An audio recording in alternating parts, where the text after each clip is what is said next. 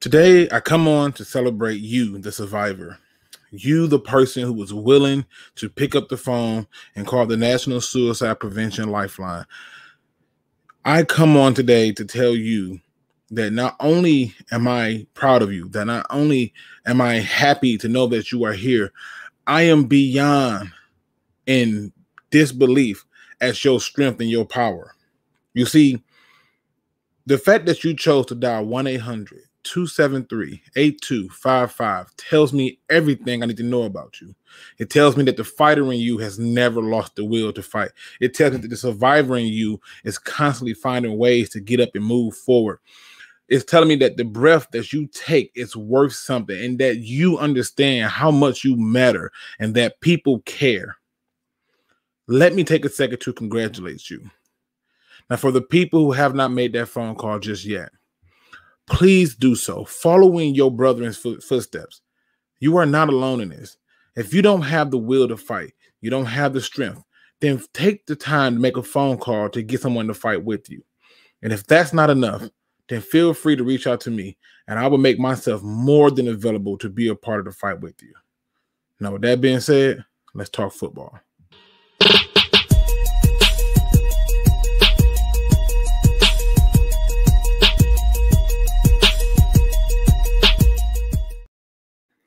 What's going on, Pride Nation, and welcome back to another Field Review podcast show where I'm supposed to have my guest on with the man hour. I don't know where they at.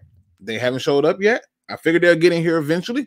But in the meantime, this is a lot of time for me to do some stuff and have some fun with it because I got a whole lot to cover, people. Obviously, the Lions had to cut their roster down to 53, and it's an intriguing roster. Everybody and their mama's live, right? Like, I mean, literally everybody's live, right? And my attitude to it is you want to hear the different perspectives on things like that. So we got to cover a lot. Let me get to the topics that we got to cover. First things first, obviously, we got to talk about the cuts. What do the cuts mean for the season? How are you viewing these cuts? Cuts that I may be happy about, may not be happy about. We got to talk about a plethora of different things, to be honest with you. I mean, it's so many things that we got to talk about in this span of time. I'm just going to try to do my best to do it. So let's see who in the building with me today. I got Friendly Neighborhood Lions fan. Anna Mae is in the building. I got Midwest Lion. Let's see. We got Hard Work and Dedication. Barberry Lion. Ferg Lions 509. Tori Anderson. Let me see. We got Lions King. You can hate me now, McKenzie. We got D-Map Zoom, Don Burr, Cap Ice Cold, Ken, Southwest Lion. I call him Detroit fan man, but we know what it is. Dat fan man. We got One Funky Lions fan, Hungry Panda Studios. Let me try I ain't forget nobody. We got John Stone, Dominique Davis, JGB, Kieric. We got Don Burr, Jimbo G, Ghost Gunners, Lions Lee, Craig Bevins, Dr. Paparoni, Rams House is in the building. Carl Campbell. Make sure I ain't forgetting nobody. First black man on the net, Midwest Lions. Dynamis, hope I said that right. And let's see, Omar Pacheco. I think I hit everybody. I think I did, people. Oh, no, I didn't. Dose of Goodwin. I like that. Shout out to you. We also have in here Looney Tunes. And I make sure I ain't miss nobody. All right, people. Okay. I gotta get the house mail out the way, people. I need to get the house mail out the way because if I don't do the house mail, I'm gonna lose it. Okay. Okay, how we gonna do this? All right, I know how I'm gonna do it. I gotta figure it out, people. I gotta figure it out. This shit. Okay. A lot of teams made a lot of cuts today, right? Like a lot of teams literally decided today was the day that they're going to make cuts. And a lot of those teams who decided on that probably made cuts that people want. Now, this was the first thing that I saw pop up the moment that particular cut was made. And they dropped the poll. What the hell is wrong with y'all as a fan base? What really? 418 people voted, and you telling me that 850 said yes, they should pursue Cam Newton? He couldn't. Okay. All right. You know what? This idea is dumb, people. You cannot ask for, I need a complete slate, clean, wrap it up, get it clean. I want new blood, new money, all this stuff. You cannot ask for that. And then turn around and say you want Cam freaking Newton. There is no way possible you can do this. This is not real. This is not nothing that we should be doing. This does not make sense. You cannot do. We don't need no damn Cam Newton. Why is it that every time a player gets cut, this fan ban, see, I said that fan ban, not fan base, fan ban, because they literally pull out all the goddamn musical instruments to walk behind and beat their drums to people who we don't need. I need to clear this up, okay? This makes no sense. This does not go along with the idea that they're doing. This move would have so many implications that it don't make sense. We do not need another quarterback. And if we do, it can't be Cam Newton. It can't. You can't say, oh, I want Cam Newton. He's the answer. You can't. And the reason you can't do it is because it's ridiculous. So before we get in here and somebody decide to ask me the question about Cam Newton, just know that this is exactly what my answer is going to be.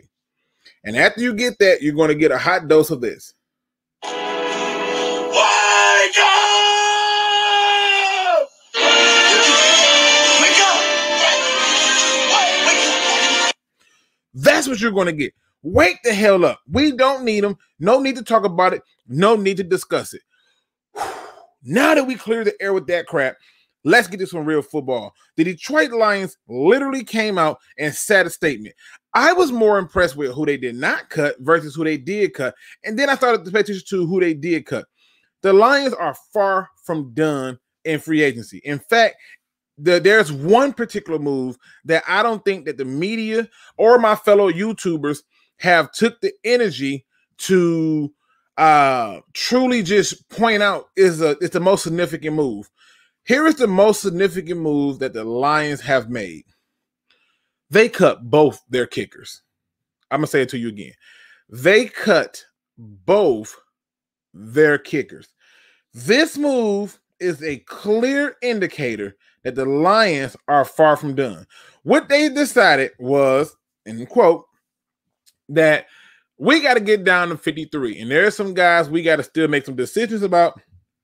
And I'm not feeling too good about it. And their attitude was, well, you know what? If I cut these kickers, we could probably still get them again. Some of these players we're thinking about cutting, we can't get.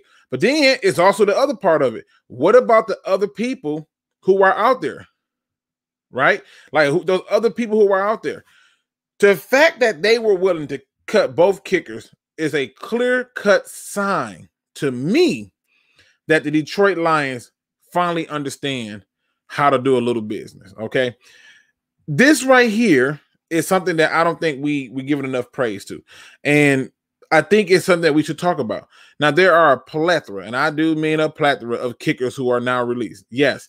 But let's just be honest, people. You cut both your kickers. You have no kicker on your roster. And at the end of the day, there are still players on here that I know is not making this team. I know they're not. I can emphatically tell you they're not making this team. Now, were there any surprise cuts for me? No. I wasn't surprised when they cut Craig Reynolds. I wasn't surprised when they cut Terrell Crosby. I wasn't surprised when they cut pretty much anybody that they cut. There was no surprise, in my opinion. You as a fan base have been asking for a youth movement. They did it. You as a fan base have been asking for more competent players that's going to give you opportunity to grow and develop. They're doing just that. And I go through and I just say to myself, if you're looking at these cuts and you think that they're going to read off anything other than the fact that this is how you want to change the way that you do business, I don't know what you've been paying attention to. So let's take a quick, brief look at what's on the roster, okay? Let's see what's out there on the roster, and let's talk about it. Because I had to really look at this and think, they far from done. First things first, this is the official depth chart that they dropped, right? Like they put this out here. They left this spot blank. Now, many of y'all have already been told and already know that the Lions have made a trade for a receiver. Many of y'all have heard that. Some of us have not, but many of y'all have heard that they made a trade for a receiver. And they made a trade for a receiver named Trinity Benson. Now, I'm going to tell you what my thoughts are on Trinity Benson. And many of you are not going to share my view on it, and it's all good. I'm perfectly fine. Some of you are going to feel different than I do. I'm perfectly fine with that. Full disclaimer, I had no clue who the hell Trinity Benson was. However, as I say, please do your research, and I did some quick, swift research. So I sat there and I looked up, and I'm finna give you what I found. All right. The first thing I did was I went directly to the Broncos webpage because I wanted to see who in the hell did they just bring in here? Who is this guy? Why is he so special? What makes him stand out from everybody else? So the first thing I realized was, let me figure out what's on his page. And I can tell you this much. He was targeted 8 total times in the entire preseason. 8 total times he was targeted. In those 8 times that he was targeted, he caught all 8 passes. And this, for some people, was like, wow, all 8 passes you caught? Impressive, right? So he caught all 8 passes. So I'm like, okay, that's interesting. 8 targets, 8 catches. Cool. 80 yards and 2 touchdowns. Cool. Who the hell is Trinity Benson? This is the question. So I was like, okay, let's go to it. Check out his biography. This is literally what is listed on the direct website of the Denver Broncos. Trinity Benson is a rookie wide receiver from East Central University.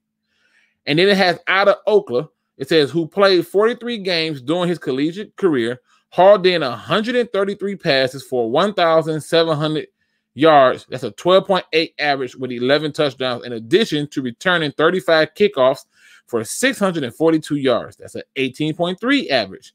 He earned All-American great conference honors. Following his final 2 collegiate seasons, he caught 45 passes for 507 yards with an 11.3 yard average with 4 touchdowns and rushed 54 times for 324 yards with 5 touchdowns as a senior. Now, I'm not going to give you the whole read down on this. I'll probably post it in my community post so y'all can read it for yourself. But here's the thing.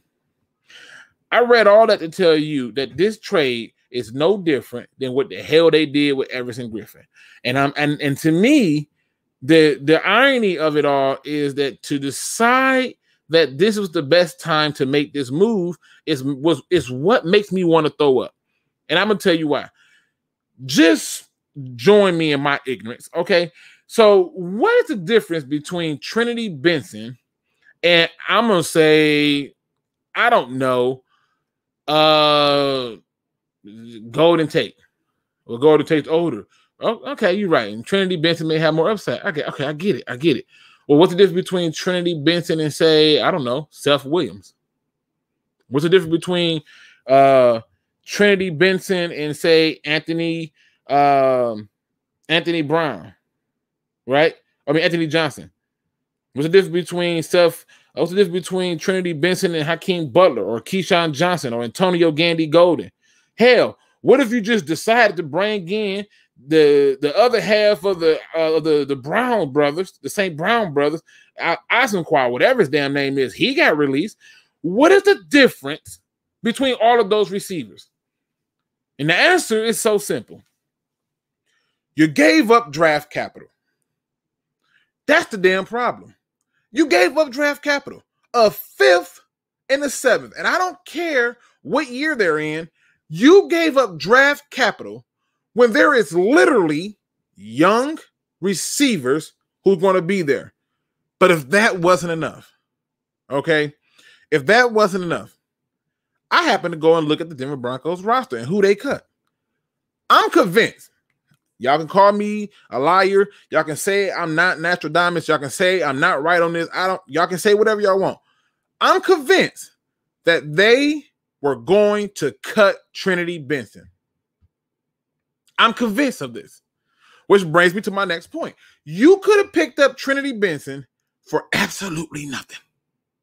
Wouldn't it cost you a single pick? Now, granted, they gave up a 5th and a 7th. You get Trinity Benson, yeah, and you get a 6th, whoa, which is a bunch of trash. And I'm not happy about that part of it. Now, I'm not going to kill Trinity Benson, and I'm not going to kill the Lions for it totally. However, my issue is you didn't have to give up anything to get a guy like Trinity Benson. There was no need for you to give up any draft capital. There was no need for you to give up any anything. You could have literally went out and just signed him. I mean, you pick like what, 7th in the waiver wires or whatever we are. I forget what the hell number we are. Right? You had opportunities to add other receivers where they either already had experience or was just as much of a rookie as Trinity Benson. So I decided, let me find some film on Trinity Benson. The best film that I found on him looked like a high school game. Then it dawned on me, oh, he's at a Division II school. Well, sure, maybe he could be the next Stephon Diggs or something, right? Like he could be the next small school guy. But I looked at those numbers: 1,700 yards, 1,700. Why would I be impressed with this on a Division II? Listen to this. In his collegiate career, he hauled in 133 passes for 1,700 yards. Why do I give a shit about that? Why? There's nobody who's going to convince me of the opposite to tell me that this trade was beautiful. There's nobody who's going to make me feel good about it, because at the end of the day, they traded for him as a tryout feature. Now, that's one side of the coin. That's one side. I went back. I'm Patty. I went back and I watched all the highlights of him from the preseason. I don't think he runs routes better than Amon-Ra St. Brown. I don't think he runs routes better than Quintez Cephas. I don't think he runs routes better than nobody on our team. Also, keep in mind, my mindset is if you are not going to unseat somebody, why bring them in? Why bring them here? If you're not ready to unseat a person in place, why bring them in? Now, I'm going to put him on an exclusive list. Okay? A list that I think you as a fan base should also put him on, which is you want to wait and see to prove me wrong. Prove me wrong that we're the idiots and that they're the smart guys in the room. Because in my eyes, you just rented a player that for all practical purpose doesn't make sense. Now, that fan member's a good point. He did at least unseat Perryman, I guess, but that's not the point. The problem is this trade to me disgusts me because I don't believe, like, think about this, right? Just devil's advocate. If you can come right now and get a Lamborghini for free, would you insist on paying for it? Like, seriously. Like, say whatever your dream car is, you can get it for free. Right? Free. Are you going to insist on paying for it? No. Nobody will insist on paying for it. Now, giving up a 5th and a 7th is not logically for him. We needed to go get Tate. Okay, fine. But then you better go and get somebody who can help, because I'm telling you, there are Listen, people, I'm seeing names of people that I'm like, they can come in and play and help us. And I know they have better collegiate careers than this guy. That doesn't mean much, but I get it. The Dern says, Lil G, since we made a trade, would you rather have traded for Tyler Johnson from the Bucks? Hell yes. If you're going to do a trade, get me something. Okay, I'm going to show you the difference. Let's just say we did Tyler Johnson, right? Hypothetically, right? We did Tyler Johnson from the Bucks, and what is it? Tyler Johnson college career. That's what I want to look at. So let's say we did Tyler Johnson from the Bucks, and This guy they're impressed with, right? They gave him a 5th-round pick for him because he had 1,700 yards. Well, Tyler Johnson had 3,305. But Luke, he had a whopping total, okay, and I can't make this up. Luke, he had a whopping total of 11 touchdowns in his collegiate career. Well, Tyler Johnson had 33. Luke, you don't get it. This guy's a kick and punt returner, man. I mean, this guy rushed. And I mean, he rushed for 600-something yards. Well, you got me there. Tyler Johnson didn't have those rushing yards. He was too busy giving you a total of 214 plays, 33 touchdowns, a 15.4-yard average with 3,304 yards of receiving. So, yeah, he didn't have time to run the ball as he was running past people. I'm sorry. Luke, it's just the 5th and the 7th. Okay. There is no logic behind that trade. And so for me, if you're going to pull the trigger and trade for somebody, then you may as well pull the trigger and trade it for somebody that can come in and unseat somebody. Now, why am I still frustrated yet okay with the trade? I'm going to tell you why. Because I put it this way. Trinity Benson is going to have to prove himself. But I now know that my number 2 receiver is either 1 on the team, which is probably Quintez Cephas, or 2, they're going to add eventually somebody else. And I feel comfortable in knowing that truth. Nobody cuts both their kickers and say that they're done with the season. You're not going to have your punter kicking field goals and punts. It's not happening. They're not trying to reinvent the wheel and be the smartest person in the building. They're simply just saying that, okay, we can do some things different. All right. Now, I'm with you, Dominic Davis. I'm giving it a chance. I'll give it a chance, but it's still on my wait and see and prove me wrong train. The problem is there are too many other receivers available that we could have gotten and it not cost you a dime. Nothing. No draft capital, no nothing. However, there was some cuts that I was very excited to see. Right? Like cuts that I said, wow. So remember I told you I was more impressed who wasn't cut. Antonio Pittman made the 53-man roster.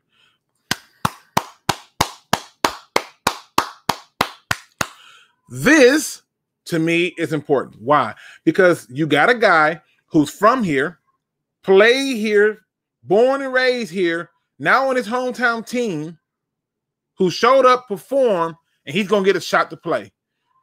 Good job. You're getting the people in your backyard. Good job.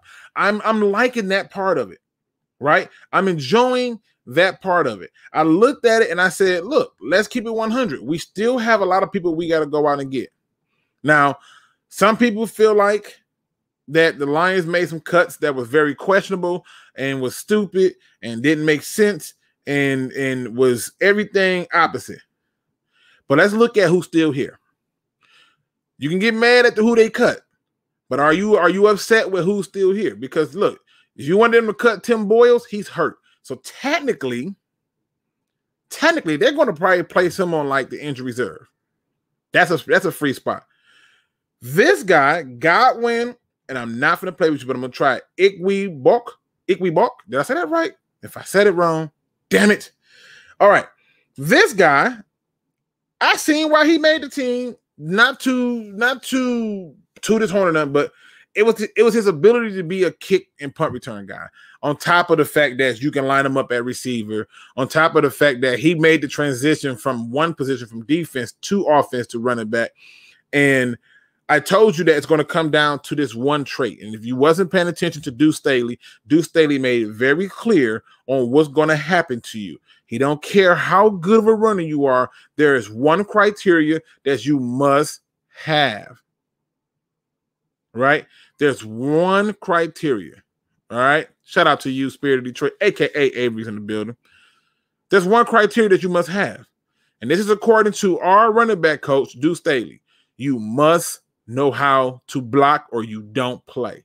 And when I watch Craig Reynolds, and you can go back and fact check me because I said this, I said Craig Reynolds should make this team, but it could be questionable because he does not know how to block. And then somebody said, well, who's going to be the third running back? And I said, well, it's going to be Jamar Jefferson because he's a better blocker than Craig Reynolds. That's how I saw it. I listened to the coaches. He made it very clear. You don't block, your ass don't play. It's simple. He made it so clear that it was simple. So I really did pay attention because a lot of those pressures and stuff, I'm not going to lie. I watched Craig Reynolds. He didn't know where the guy was to block. That's fine. That may not be his game. But the Lions are saying that they don't want that no more. The Lions are saying that they no longer want people who can't do more than one thing. Yeah, you can be fast and make every cut. Can you block? I can show you film of Barry Sanders blocking. All right. So just put it out there. Now I see a lot of people showing some love for my man Trinity Benson. He says he pimped out Minnesota Vikings in preseason. Maybe that's why we picked him up. His total preseason numbers were 8 targets, 8 catches. Beautiful. He was 100% on his catches. I love it. His targets, everything is beautiful. 80 yards, 2 touchdowns. I mean, we got more out of Reynolds than that. Like, I'm not being funny, but if we're going to really talk about it, let's talk about it. I'm more impressed with who is still here. Okay? I'm more impressed with who is still here. So let's keep exploring to see who is still here and why these are standing out to me. So he was one of the people that I was shocked that he was still here, but I was like, okay, I get what you're trying to do. The bigger thing I looked at was this. Let's just I don't know if y'all pay attention to this, but 1, 2, 3, 4, 5, 6, 7, 8. How many linemen people? 8. Oh, okay. The thing I realized is all of these people were able to switch. He can play both tackle spots. He can play center and guard. He can play center and guard. They're not done adding talent. I said, okay, shocking. Not much to see here. I went to defense, and I was like, damn, Ja'Shawn Cornell made it? A guy who's suspended, but he made it? Shocking. Okay. Austin Bryant survived. Okay. Right? I'm just going down the list. And then I get to a very intriguing name. A name that I know took a pay cut this year, but has been hurt, in Nick Williams. And then I said to myself, well, Nick Williams made it. So now I know that there's an internal conflict between Ja'Shawn Cornell and Nick Williams and who's available. Because there are some people that's available, like Willie Henry is available if you decide to like that cup of tea. But this tells me something about the defense. Because I already know that McNeil's your nose tackle. And I already know that Levi is going to probably be your other DN opposite of Michael Brockers. Now, Deshaun Hand has been given opportunity, but I'm telling you what I think they're going to do. As they add people, if we follow the money, a lot of these players are going to be gone anyway. They're just going to be gone. I went to the cornerbacks, and I was like, all right. Because I'm still disgusted with our safeties. Don't get me wrong. But I went to the cornerbacks, and I was like, okay. They didn't keep as many cornerbacks as I thought. So I said, okay. I said, let me take a gander. So the first thing I did is I said to myself, this team has opportunities to make some moves. Why would they forego taking that opportunity of making those moves unless there was something that they saw that jumped out there to them? And so I went to this little cool article here because my man Jeremy Reisman did a very good job of making it bigger and clear. And so I get down, I'm looking, okay, they'll go fullback, 4 running backs, 5 total. Okay, 6 receivers. Did you class? Okay, so they got 6 receivers. But damn, my man Elize didn't make it. Can I get some chewies? My man Elize didn't make it. Elize Mack didn't make it. Shocking. I really thought they were going to carry a third tight end, but now I always thought they were going to carry 7 receivers. I think they're going to add another receiver, right? We know they got 8 offensive linemen, 7 defensive linemen, right? And then this group, the pass rushers, these edge rushers right here, these are supposed to be the guys. I'm telling you when I say this, y'all. This team that we're looking at, that they're putting their money on, is about to have 3 things come to fruition this season. One, we're going to be younger and homegrown and developed. And two, we understand that it's a privilege to be on this team. However, we are still expendable. They can cut half the people on this damn roster and not even set their cap back. I think I saw an article where they had basically took basically a $2 to $3 million cap, $2.5 million cap hit for all the cuts that they made, but they saved $8.5 million. They getting ready to make some moves. My dream is they go after the linebacker McKinley from the Dolphins who got cut. That's my dream. Add him to the linebacking core. Then bump somebody out. My other player that I hope that they go after, and I know y'all ain't going to like this, but it makes sense. Go out and get one of them big tall receivers like Antonio Gandy or go out and get a Hakeem Butler. Give me one of those big targets so we can have somebody bigger to throw the ball to. But more importantly, the kickers. Oh, the kickers. If I could just get us a kicker. I told y'all I went to the family day with my son, and the kickers came out, and there wasn't nobody in front of them. It was just a kicker and the holder, and he was at the 50-yard line. And I'm watching him. And that ball was at least 5 yards short and just dropped. They lost steam before it ever even got near the damn goalpost. It was very depressing. And then I watched him move it back further, and I'm like, oh, he had a bad start. And he got a running start and kicked it. And this one came up 7, 9 yards short. Then he moved it back to the 50 and it went wide left. And by that point, I was ready to tweet, Instagram, and post on community posts that we need a kicker bad. It's ugly. It said I waited till I got back, did a video, and explained that we are in trouble at the kicker position. But why is all of this still a factor for me? Why? Because the Lions are not doing business as usual. In the past, the Lions would have capped players simply because they had a contract and guaranteed money. Seriously, they would have capped them in the past. No matter what would have happened, no matter how it went down, the Lions would have capped those people. They would have capped those guys. They would have capped the Jelani Tavaz. They would have kept the other guy. And then they would have cut people like Amani Oruwariye. They would have cut people like Derek Barnes. And then we would have watched Derek Barnes literally go to another team and look like the second coming of Ray Lewis. They're not doing the same business. They're not running this team the same way.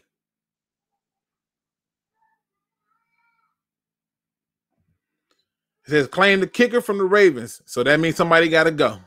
We're down to 53. You add one, somebody got to go. It's just that simple.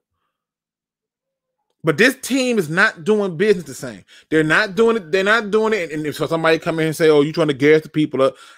Listen. I ain't got no gas for you. The shit costs too much in the first place. And secondly, I ain't got no gas cars to hand you. I'm just telling you what I see. The way that they picked their players was based on performance and their effort in practice. They was rewarded for performing in practice and what they did on the field. There were things that we were looking at and going, oh, this was garbage. That they were looking at and going that this is fixable. Or that they was looking at and said, oh, I saw him do it in practice, but right now this may not be the best situation that we put him in. They're not about to release Tim Boyles until they get another player who makes sense. And it's always been rumored that they were going to take 3 quarterbacks into the year. This is always part of the process. There was no ifs, ands, and buts around it. There was no way to change that. There was always going to be just that. Now, I got a few more topics I want to hit on before I get into our NFC people, right? Because one of the things that jumped out to me about a lot of what happened thus far stem from what I believe is funny. So we know that the Lions released Craig Reynolds. We know that they released Jelani Tavai. Is there anybody the Lions released that you believe this is your final chance to make your piece? Speak now, forever hold it. Do you believe there's somebody that we're going to regret releasing? That it was an absolute mistake that we released. I can't wait to see the response to this. If you ain't here, hit that like button. It's 121. Let's show some love, people. I cannot wait to see y'all respond to this. Is there anybody anybody that y'all believe was a mistake when they cut him. Because I'm probably going to show you why it wasn't. Give me anyone. We got a hell no, and I'm with you, Don Burr. I'm with you. Because each transactional move that is made, each transaction that was made, allow for us to have the flexibility to move a person at a moment's notice. This is another thing that we're not talking about, which basically tells the players, perform or lose your job. Simple. I also thought about this too when it came to Trinity Benson.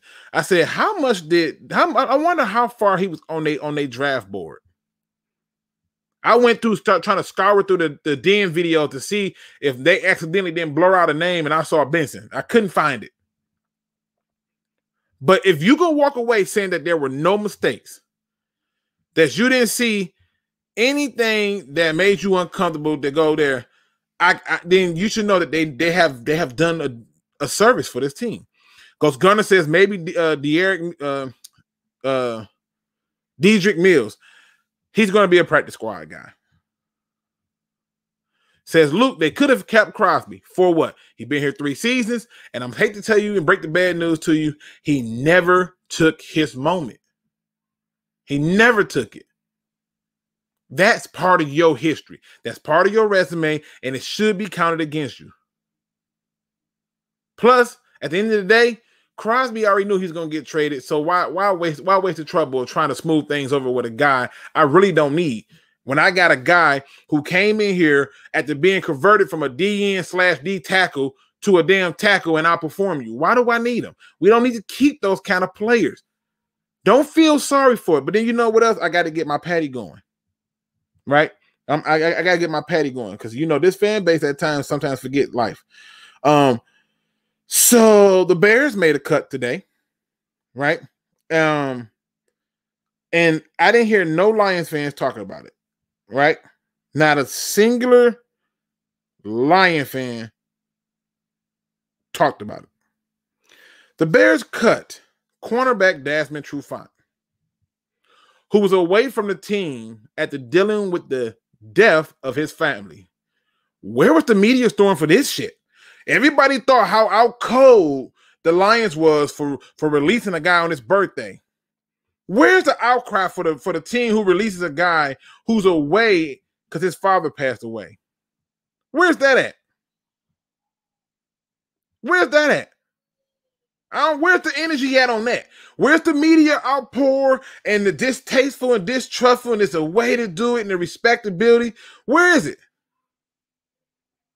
I went through scouring all the media. Guess what? I saw it only on Bears media. They gave our coach Donkey of the Day. Charlemagne gave our coach Donkey of the Day for getting rid of a guy on his birthday. Like, really?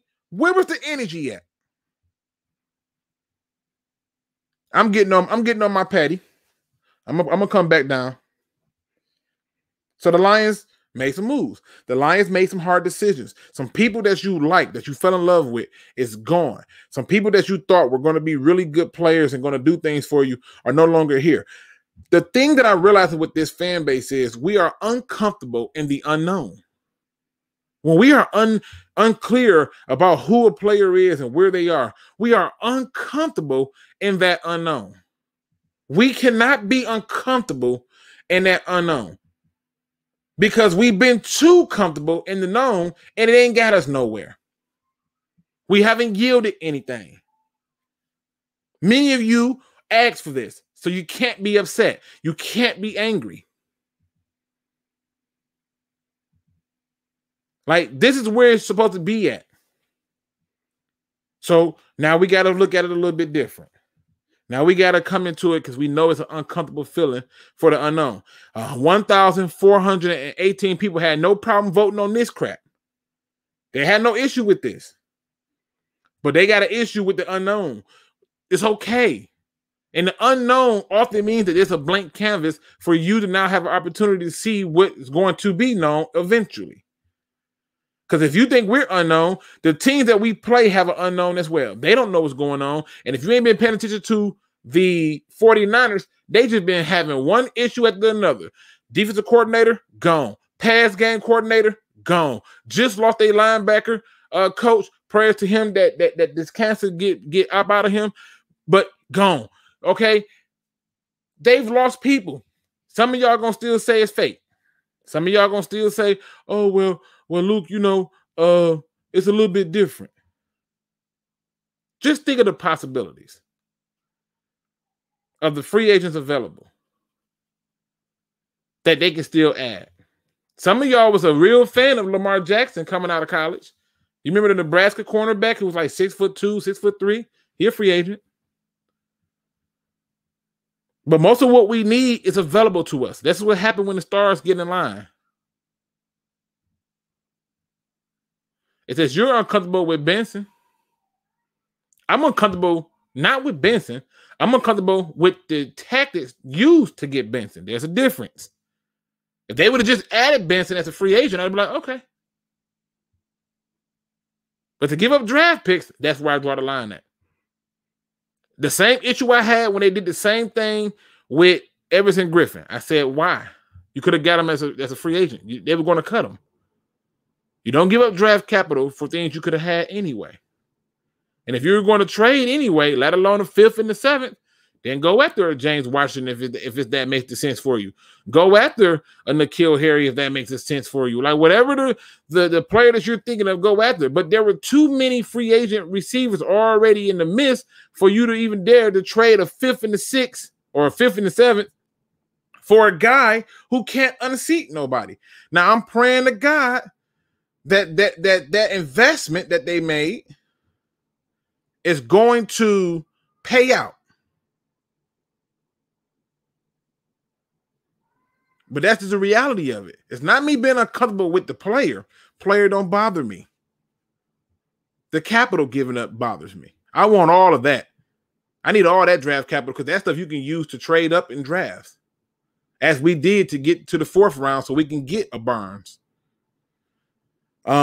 It says, Luke, where do you agree with every move or not from this front office? They are focused on getting the 53 best possible players that they can get, and that's new. And that's what I respect.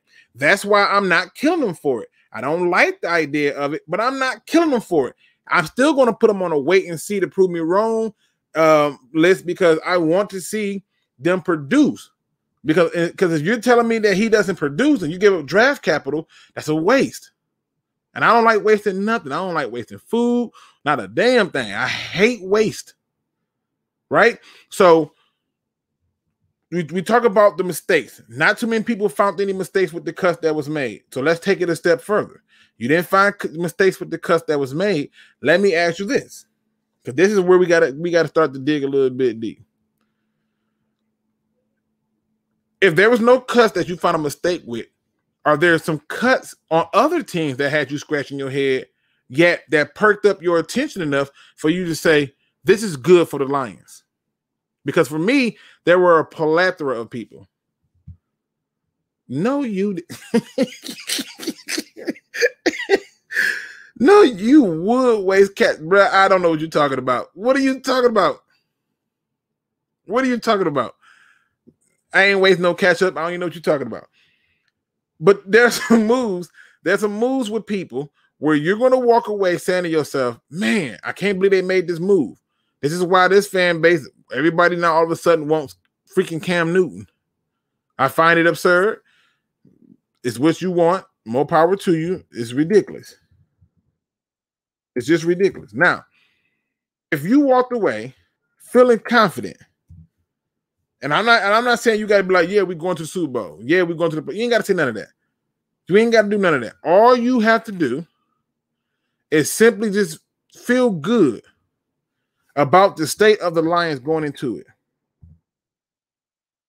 I'm telling you, you walk away in a much better place. You're going to feel better when it is all over with. Why? Because most of you don't even have high expectations anyway. You can't get mad at expectations when you didn't set anything high. You can't get frustrated with that. So let's talk about our roster in comparisons to our rivals, because you know we do have those. We have this thing called a rival. I know this is shocking for some of you, that this is a thing, but this happens. All right.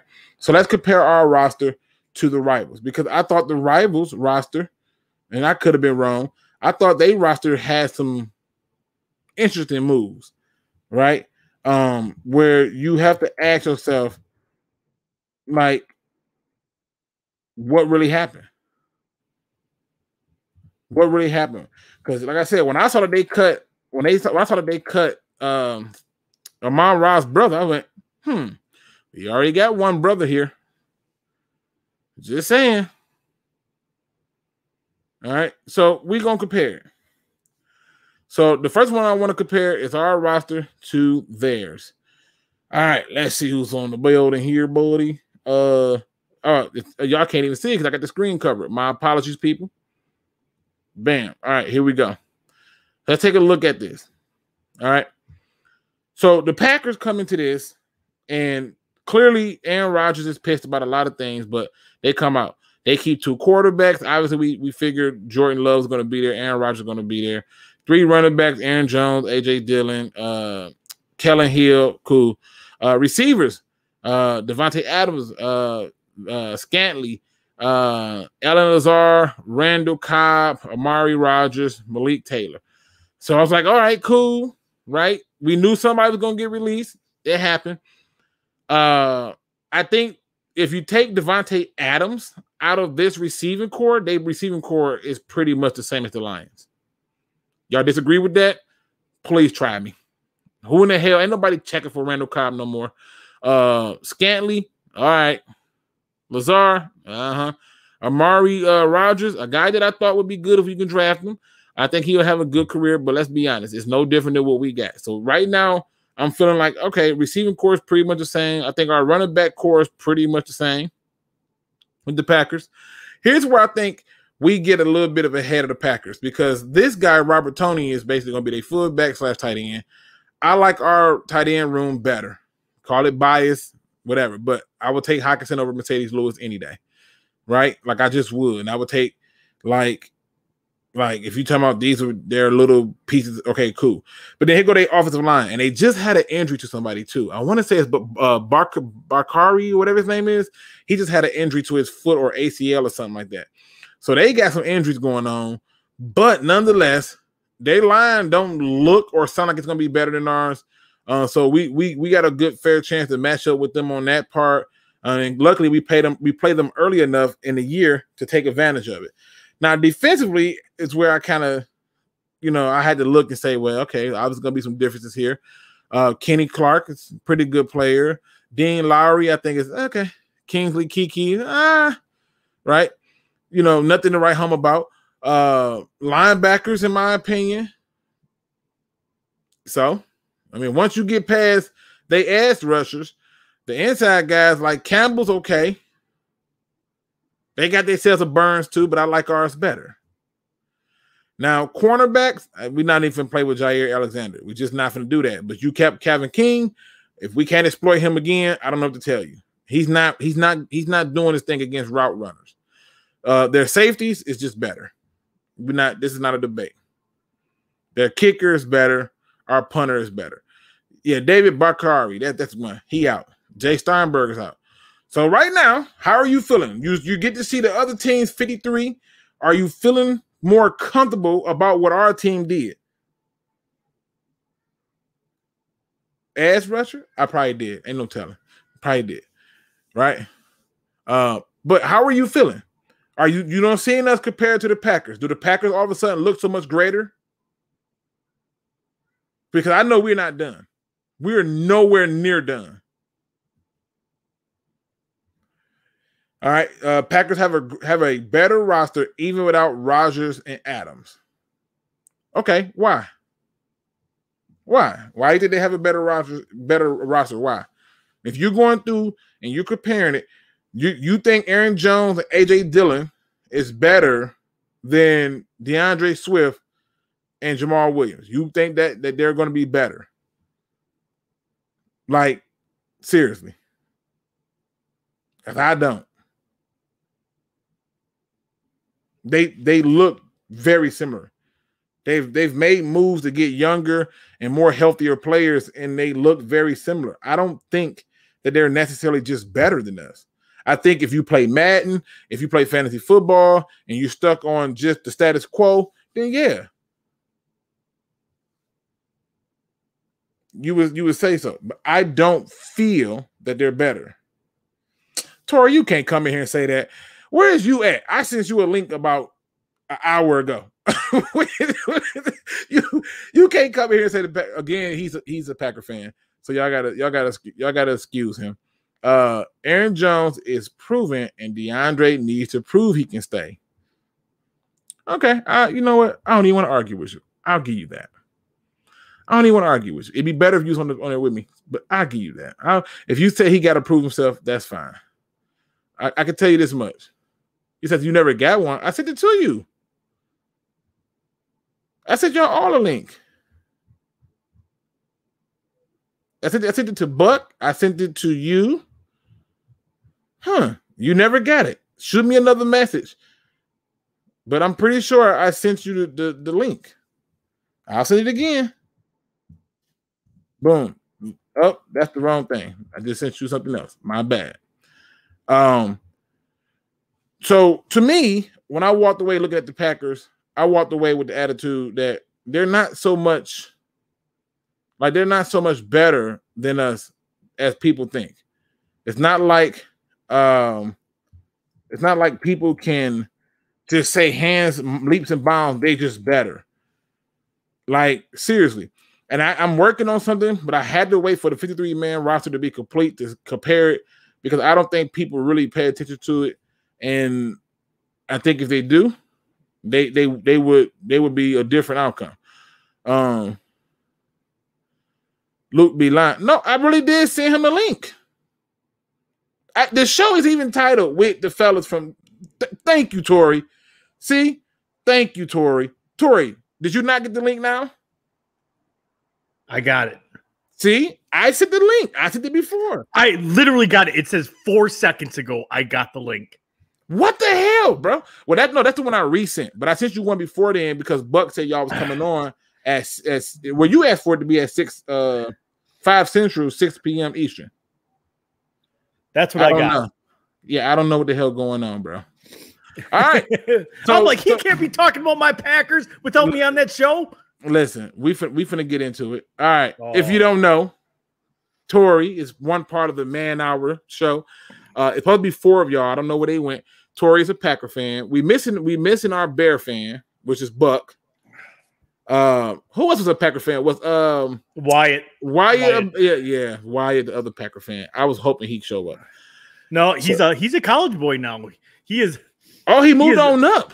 He did. He's a college boy. He is going to Full Sail University, which, I mean, the jokes just write themselves with that one. Let me ask you a question. Because obviously I wanted y'all here to talk about the NFC North, and I wanted you to do it. You looked at the Lions roster? Yes. Okay. Any cuts that shocked you? As a Packers fan, any cuts that shocked you? Not really. I will say I am pleasantly surprised NFL-wide that there wasn't like, oh my God, I can't believe they got cut. Like, it's kind of like, yeah, I can see that. The only one I'm really mad about, and you touched on it already, is EQ. I'm really mad EQ got cut. I love EQ. I was shocked. When they cut him. It was down to him and Malik Taylor, and Malik Taylor did have a better preseason. The big thing that hurts EQ is he has a problem staying healthy. He is a big, good receiver, but he can't stay healthy, and that's why I think they moved on from him. I'm very sad about that. That is the one move that I did not want to see that I kind of knew was coming. So you just expected that move was coming down the pipeline. I did. It was one of those days. It's like a sentimental thing, and for whatever reason, EQ's got a soft spot in my heart. Like, I've always pulled for that guy. I think because he has battled through so many injuries and trying to prove himself. So, I'm always going to battle for that underdog. Well, I'll put it this way. Let's get into it, because you took exception to me saying that our running back core is better, right? You are crazy. Why is your running back core better? One, Aaron Jones is a proven commodity. He goes for over 1,000 yards every year and can stay healthy. Okay. Two, A.J. Dillon is basically an exact copy of Jamal Williams. However, this is true. I am, but I'm a big fan of Jamal, and I don't care where he plays. Even if it is Detroit, I'm gonna pull for Jamal because I want that guy to be a beast because he is. But can we be fair though? If you can use the same argument that he's a proven commodity, who's more of a proven commodity, Jamal Williams or A.J. Dillon? Sample size wise, A.J. Dillon proved he's the exact same as Jamal Williams. Is he can block just as well. I mean, he also is like 6'2" or 3" or something, but that's not the point. Who has a more proven record? I think Jamal has a more proven record than Dillon. You gotta give that. He absolutely does, but the reason that he is gone from Green Bay is because they couldn't afford him. There was no way they're going to be able to. There was no way they're going to be able to resign both of them. And honestly, if they would have not drafted A.J. Dillon, I would have opted to sign Jamal Williams back over Aaron Jones. If I'm going to be 100% honest. All right. Well, let's take another gander. I'm going to make the screen full again. So another thing you took exception to was me basically saying that y'all team looks very similar in overall tone, especially on offense, because Aaron Rodgers don't have anything. Where was your objections to the tight end room? Did you really think the tight end room was better? Yeah, one, it's out of order. Okay, how would you do it? So Tunyon is the starter. Okay, so we put Tunyon as a starter. Fine. Tunyon's the starter. Mercedes Lewis only comes in to block. His goal is to block, and that is it. He's not a pass catching tight end anymore. Okay, he gets like 3 catches a year. That's Aaron's like favorite player to get like the token touchdown like once or twice a year. So Degara came back from injury. He's a great unknown at this point, and he's more of the H-back type. He's the guy that's going to kind of fill that tight end / fullback role. That's what the role they had him playing last year. And Dominic Daphne, I don't know anything about. That guy is okay. He's there for special teams, literally. Who on your tight end room is better than T.J. Hockenson? T.J. Hockenson is a top 5 tight end in the league. There's not many. But the question is, who in your tight end room is better? Oh, there's not one. Overall, though, we probably have better depth. Okay. I like my 2 tight ends. You know why? I do. I like your tight ends too. I think we're going to add a receiver. And who do you go after though? Like I said, I secretly hope EQ. I would love to see Amon-Ra and EQ on the same team. And it's like I said, I want to see EQ get a second chance. He's a big, tall, powerful receiver. He can run past people. I think he would actually fit great in Detroit's offense. Now, a fellow Lions fan and YouTuber, Analytics Dan, says Aaron Jones, out of 4 seasons, only had 2 1,000-yard seasons. That isn't 1,000-yard every year running back. But he's a legitimate threat to have 2,000 yards total every single year. Okay, listen. He is a complete back. That's the thing. That's what DeAndre Swift needs to be if he can stay healthy, because that's what he is. I really want to pull for DeAndre Swift. He just needs to stay healthy. All right, let's go over and look at another team. Because Buck ain't here to do it, so I'm definitely to say something crazy. I tried to say some crazy stuff in chat. Nobody was biting. I tried to be Buck. It didn't work. Nobody's no. Last time I talked to Buck was talking about the red rifle, and he was feeling good about it. And we not about being a top 15 quarterback, which he still doubles down on every day. I have no clue how he's going. I mean, I understand he's a ginger, but we got to stop the madness. All right. The Bears clearly start off, and they got Andy Dalton, Justin Fields, and Nick Foles at quarterback. I think as the Lions fan base, I think we should feel good about our quarterback over this one particular. Obviously, we're not going to have better than Aaron Rodgers, but over this particular group, I think we should feel good. And I think in terms of our running back, again, David Montgomery is an unproven commodity. David Montgomery quietly was a top 10 NFL running back last year. He's the best running back. He's the best running back you've never heard of. But he still got Matt Nagy as a head coach, which is the problem. All right, receiving core. All right, I love me some Allen Robinson, so y'all already know we're gonna give him a point there. Mooney, fine. But Mooney, he all right. Marquise Goodwin, but Mooney's all right. He's all right. Mooney came out of nowhere. Mooney's going to be a good receiver. That's why everybody is hyping him up, because he came out of nowhere. And who's Detroit hyping up? Well, maybe I'm probably the only person that's hyping him up in Detroit, but I thought he had a good preseason. St. Brown. No.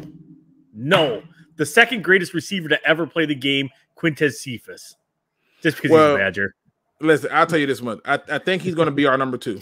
I think he ended up being our number 2. Let me go back. I want to backpedal a little bit. What are your thoughts to the fact that over 1,400 people voted and the majority of them want the Lions to like pursue Cam Newton? I mean, automatically, I put it in the chat. Automatically, if he goes to the Lions, he becomes the 3rd best quarterback in franchise history. That's the devil's a liar. What are you talking? Tori, we're not doing it today, Tori. We're not doing it today. Did he just say that we're not doing it today? No, absolutely not. I mean, okay. Yeah, Rodney Pete's the best in history. Wow. You just I see you full of the okay. All right. Let's be honest. You know, like I know, like if Aaron Rodgers went down and y'all had to go and get Cam Newton, you'd be like, just put in Jordan Love. So if you would watch the show last night, I said Cam Newton is me except 10 years younger because I can only get my arms up this far because my shoulders are shot. That's what Cam Newton can do, and that's why he can't throw the ball more than 10 yards. I just think Cam Newton's luck is ran out, but that's another story. And I don't think that the Lions need him. The injuries have taken over. At this point, he needs to accept the fact that he's going to be a backup and he's going to be a mentor type quarterback. That's all he is going to be from here on out. And it sucks because I'm a big Cam fan. I loved watching Cam in his heyday. But at this point, the injuries are taking a toll. I mean, you take all them hits, it's going to take a toll on your body no matter what. It's sad to see, but it happens to every quarterback. Eventually, your abilities fall off. Except for maybe Brady, because every year we keep hoping he falls off the cliff and he never does. All right, this goes without saying though, Tori. What are your thoughts? I mean, who has the better offensive line? Bears, as you can see here. I mean, they even went out and sold out and got Jason Peters, right? You also have a 38-year-old Jason Peters. Oh, listen, all these people are old. Cody Whitehair is old. I mean, who on here? Cody Whitehair's not that old. He's only been in the league 4 or 5 years. Is this the same Cody Whitehair I'm thinking of? The one they see. I'm gonna just look his name up. I might be thinking of a different one. I'm pretty sure this one is almost like 28. Yeah, but still, that's 5-6 years in the league. Oh. What do you mean? It's old. Like I'm just saying. So that's not old. He's still got 7 years to play. He's 29. What 7 years he got? If you don't stop this noise. I just said Jason Peters 38. That's old. Yeah, but Jason Peters was like doing like super good. This guy, come on. I refuse to give any Bear credit for anything except for, the Super Bowl shuffle, and that's about it. Wow. Yeah. I mean, I've watched this dude for years he's trash. I like James Daniels. Combs is like, we got a great offensive line. No, but that's but we can arguably say that the Lions offensive line is better. I'm just showing the Lions fan base that our roster, what he did is not too far off from our own division. Right. When we did our picks, I had the Lions finishing second at 9-8. Yeah, see, that's what I'm saying. The beauty of you. This is where me and Tori fall in love all over again. Obviously on defense, they got some dogs. I love Hakeem Hicks. I think Goldman is he okay. Khalil Mack obviously is serious. Robert Quinn. I've never heard of him. I know, right? Yeah. I mean, the Raiders gave up like everything for him. Then they called him up, like they tried to slide in his DMs. Hey, you up? Can we trade back for you? Listen to my Lions fan base. How in the hell do Christian Jones keeping jobs? Like, what voodoo spell is he using to keep a job? What is it? How? How is he still on the team? How is he still in the league? The guy's not even a practice squad player. He said favorite Packer fan. You gave him that second in the division. So hey, I do. The thing is I am very hopeful of Dan Campbell. Like, this division going forward is going to be tough. Justin Fields is going to be a top quarterback. The Lions, I think it is a new day there. The Vikings, well, I won't say the choice words I have for them. And I think Jordan Love's going to be – I don't think Jordan Love's going to be our third-to-row Hall of Famer, but I think he'll be a good quarterback. Now, listen, for the people, like you said, everybody knows you're a Packer fan. The fact that you're giving that kind of love and stuff and the praise, what are you seeing out of the Lions head coach and the Lions this year that gives you a different pause to say, hey, something feels different, looks different, and it looks, it's absolutely different with the Lions going into this season? look at how your players carry themselves right now. It's not the same Lions. There's dignity. There's pride in being a Lion this year. It's not we're the same old, same old. Like you said, it's different. Dan Campbell is a different type of head coach. He is the type of head coach that they needed in Detroit. 110%. He can bring that little bit of that Saints offense to Detroit. He can build his defense. You know, there's a swagger. There's a little sway. Not much because they're building something, but there's a little swagger in Detroit, and it's going to carry over. It may not be this year that we're like, but next year, I'm telling you, next year, everybody's going to be like, the Lions are going to be one of those teams that are going to be in the mix for the playoffs. Okay. Jimbo G says, I say we win 10 to 13 games still. I'm all on the island. I'm all by myself. Actually, you're not. Detroit's own Big Will has posted repeatedly every show, every YouTube video, every message board, 10 and 7 as his prediction that he believes that they're going to win 10 games or more. So you're not alone. And as you see right here, Dunham says he's with you on that same thing. So D-Map Zoom is also joining you. So you're not alone. Predator Kingdom, which says he's a fair Packers fan. I like him. it's the reason that Buck and the boys keep me around, because like you always speak with sensibility and logic. I'm like, what the hell happened with Buck and them? Like, they were supposed to be here. What happened? I had the whole thing set up so we can talk about each of our teams. I know Buck was going to say something crazy about the red rifle.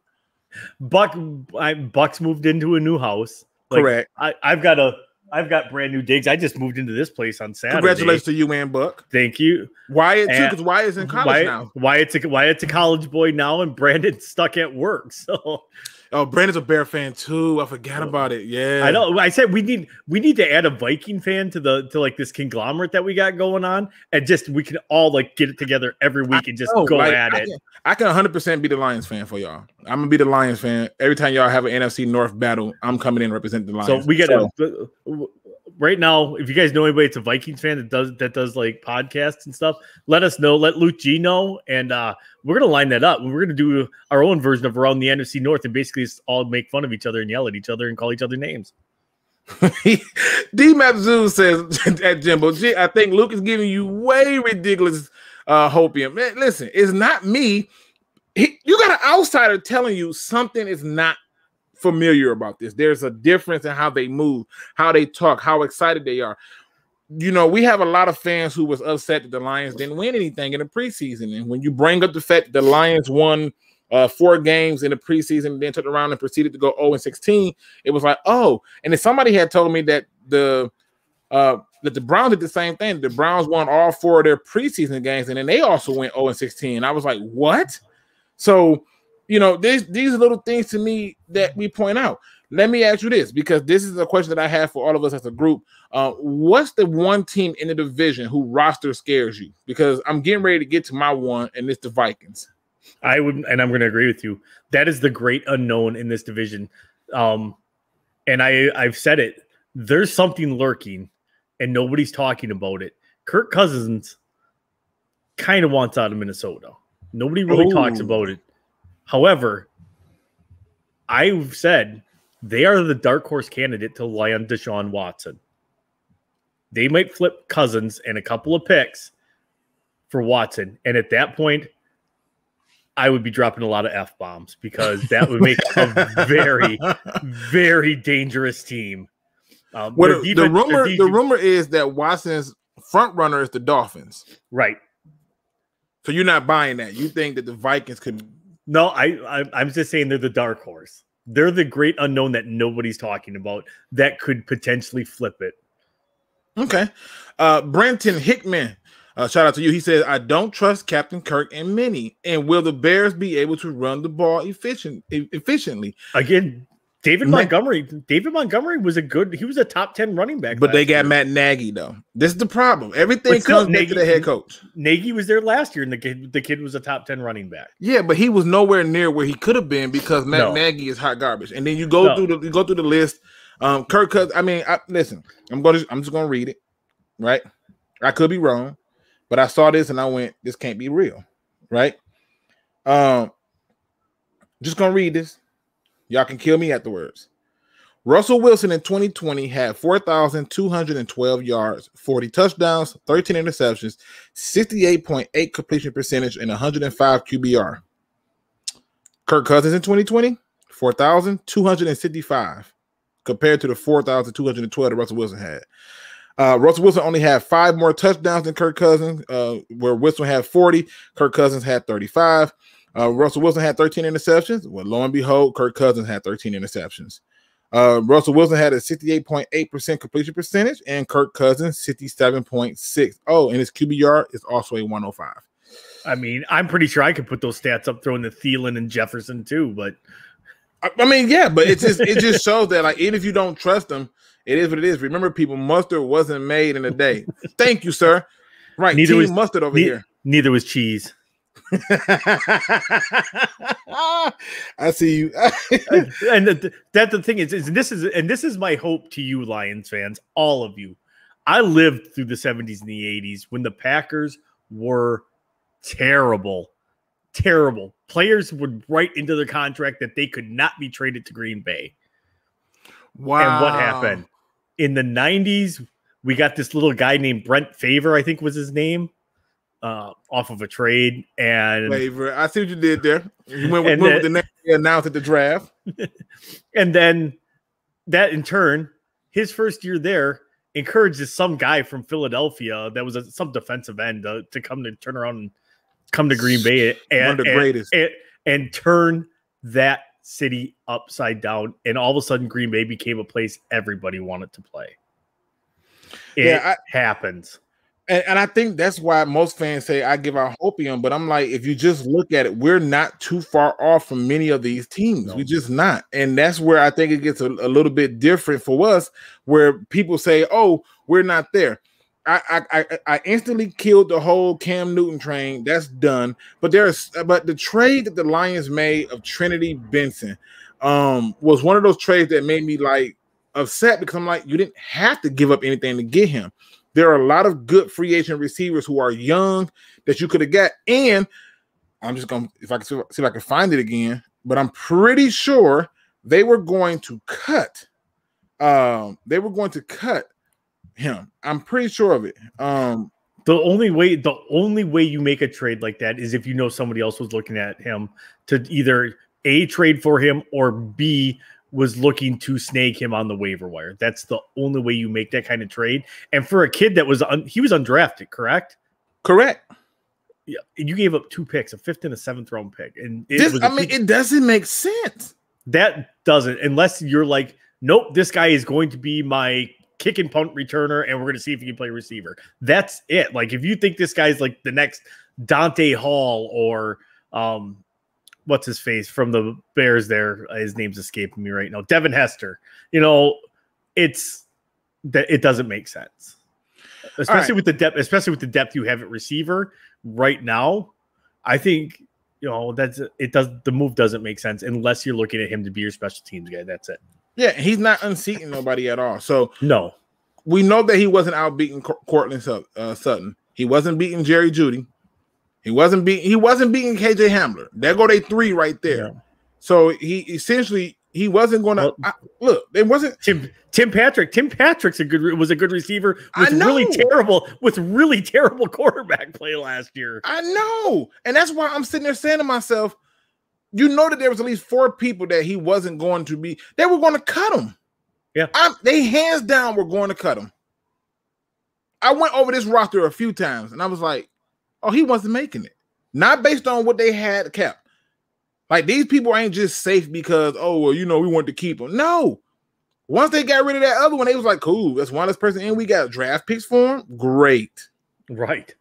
I mean, the Packers did trade a 7th round pick today for a punter and a 6th round pick. I did see that. But you know what?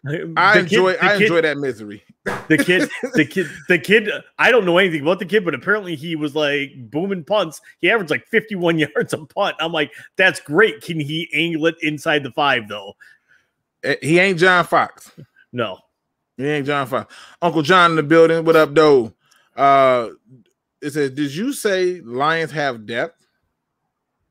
At receiver, I think so. Yeah, they do. They do have depth. They have depth at a number of positions. Right. That's like how can you if you want to argue it, fair enough. This is an open forum for anybody. If you want to argue it, just think about it. And I hate to do this. A lot of times when you look at the Lions' history, they went to the NFC Championship with Eric Kramer and a lot of like ragtail players. You look at that division that year, because I believe you're talking. That's the 95 year. 91. No, 91. Yep. But if you look at that division in 95 with Eric Kramer, well, Eric Kramer had flipped over to the Bears by then. He was the worst quarterback in that division, and he threw 29 touchdowns that year. Just think about it. So you're asking a team who's now getting ready to go run heavy. Yes. Right? They're going run heavy. Clearly, that's what this means. And they got guys who can block. I think DeAndre Swift can block. I know. Uh-oh. I think we're losing you. We're about to turn this into a Packer show. No. We're not gonna do that. We definitely ain't gonna do that. However, they're definitely doing it, and I see the depth there. In the receiving core, you got to remember they're not done. It says, I agree with you, but it's rare for someone to say it. Fair enough. But see, and this is the thing that I come in without the rose-colored glasses on, as somebody from an outsider, from actually being from a rival, that kind of looks over everything. Like, I don't have a favorite player. Oh, I shouldn't say that, because I love Quintez Cephas because he's just a great guy in general. But like, I look at it and I just look at the way the roster is being built. Like, you may not see your results this year, but they are coming. Better days are coming. The biggest question mark you guys have is if can Goff return to his Super Bowl year form? And to me, I think he can. I think the evidence is there by virtue if you just look at how he got to the Super Bowl in the first place. They ran the ball and saved him from himself a lot of those times. And to me, this is something I've been preaching for the longest. He said, I was just stunned. I can't even. One thing that I've been preaching that he just needs to be a game manager. He don't need to do anything else but manage the game. And if he can do that, we are already in the right direction. Big Soup, shout out to you. He says, I won't speed on the Lions like James Washington, maybe John Brown. I don't know how they are locked. I think you have speed. Speed is great, but possession receivers are better because possession receivers are still moving the chains. You are still getting it down the field. You're not getting it down the field in chunks, but you're getting it down the field, and you're continuing to move that chain. And if you go through and you just look at the history of the NFL, it's been a lot of speedy receivers. They're not. Look at the Raiders. They're on teams. Look at the Raiders that would just every year try to draft the fastest guy on the planet, and it didn't work. Like the guy, Darius Hayward-Bay. You go down the line. They brought in Randy Moss, and when you look at it, Tom Brady's best targets were not fast. Julian Edelman wasn't fast. Obviously, Rob Gronkowski wasn't nowhere near fast. But I always say that when people don't have a special skill set to rely on, you're going to get the best out of them because they got to do other things. And it's one of the reasons why I don't get caught up in 40-yard dashes because I'm like, it's about technique. I get irritated when I see improper technique. There's a big difference between raw speed and game speed. Big difference. 100%. Overall, let's do this. I want to do this and get it. Give me your final NFC North predictions for each team. Their records. Ooh, I am the Packers are going to take a step back. Instead of going 13-3, they're going to go 13-4. So just a little regression there. I have. Okay, I saw what you did there. They're gonna take a little step back. I'm like, oh really? Then you go ahead, continue. I have the Lions finishing second at 9-8. Okay, and then I have the Minnesota Vikings at 7-10. Okay, but they are my great unknown that they could come out and pull some punches and shock. Okay, and then I have the Bears with Andy Dalton because and Combs thinks I'm nuts for this, but they are sacrificing this season for the greater good because they need another lineman. they're sacrificing the season. They will ride with Andy Dalton to like a 5-12 record this year to get a top 10 pick to grab a lineman and then turn the keys over to Justin Fields and turn him loose next year. So mine's a little different. I have the Vikings number 1. I think they'll end up number 1. I got them winning basically 11-6. I got the Packers really taking a step back. I've seen Aaron Rodgers in his bag of patty, the most throwaways in the league because you can't stand there was receivers open. You just threw it away like F you. So to me, I think they take a step back, and I think the man won the MVP with 48 touchdowns. But there was I'm telling you, you cannot tell me now watch games where people were wide open and he just threw it away. You're not going to tell me you didn't see that. The year that he wanted him gone. He threw 5 interceptions on the year, so I kind of trust him at that point. You know, the man but he was only doing it touchdowns and 5. On the Pat McAfee show that he was changing plays on purposes when Mike McCarthy was there. And he did it a few times with LaFleur. But LaFleur gives him the freedom to do that. McCarthy wouldn't, but McCarthy, you're seeing it in Dallas even now, hasn't changed his playbook in 15 years. Okay, and that's why Dallas, like him and McCarthy, were having out because it became, I don't know, can I say a pissing match on here? No, yeah, you're good. Pissing match, you're good. It became a pissing match between him and McCarthy over who had control of the team. And the thing is Aaron had been in that offense for so long, he really didn't need McCarthy to call it. He could kind of figure out the rhythm of the game and call it just because he was looking at the defenses head on. And it became him and McCarthy going head to head, and McCarthy wanting to be the man, but it wasn't the case because Aaron could run the offense. Well, I'm talking about he led the league in throwaways. I know he had 40 touchdowns, but I know he led the league in throwaways, and I know he was doing it to be patty. And I was like, yo, anybody that damn patty is – I mean, it was a game. It was a game against the Lions, and I swear this receiver was wide open. He just tossed it to the sideline. I was like, bro. I thought you were talking about a Hail Mary that, ended up in our end. Oh, yeah. I was at that game. That was my end zone, and I haven't been back. Yeah. We need to set it up for next year for you because fix your signal. Let me fix it. Give me a second.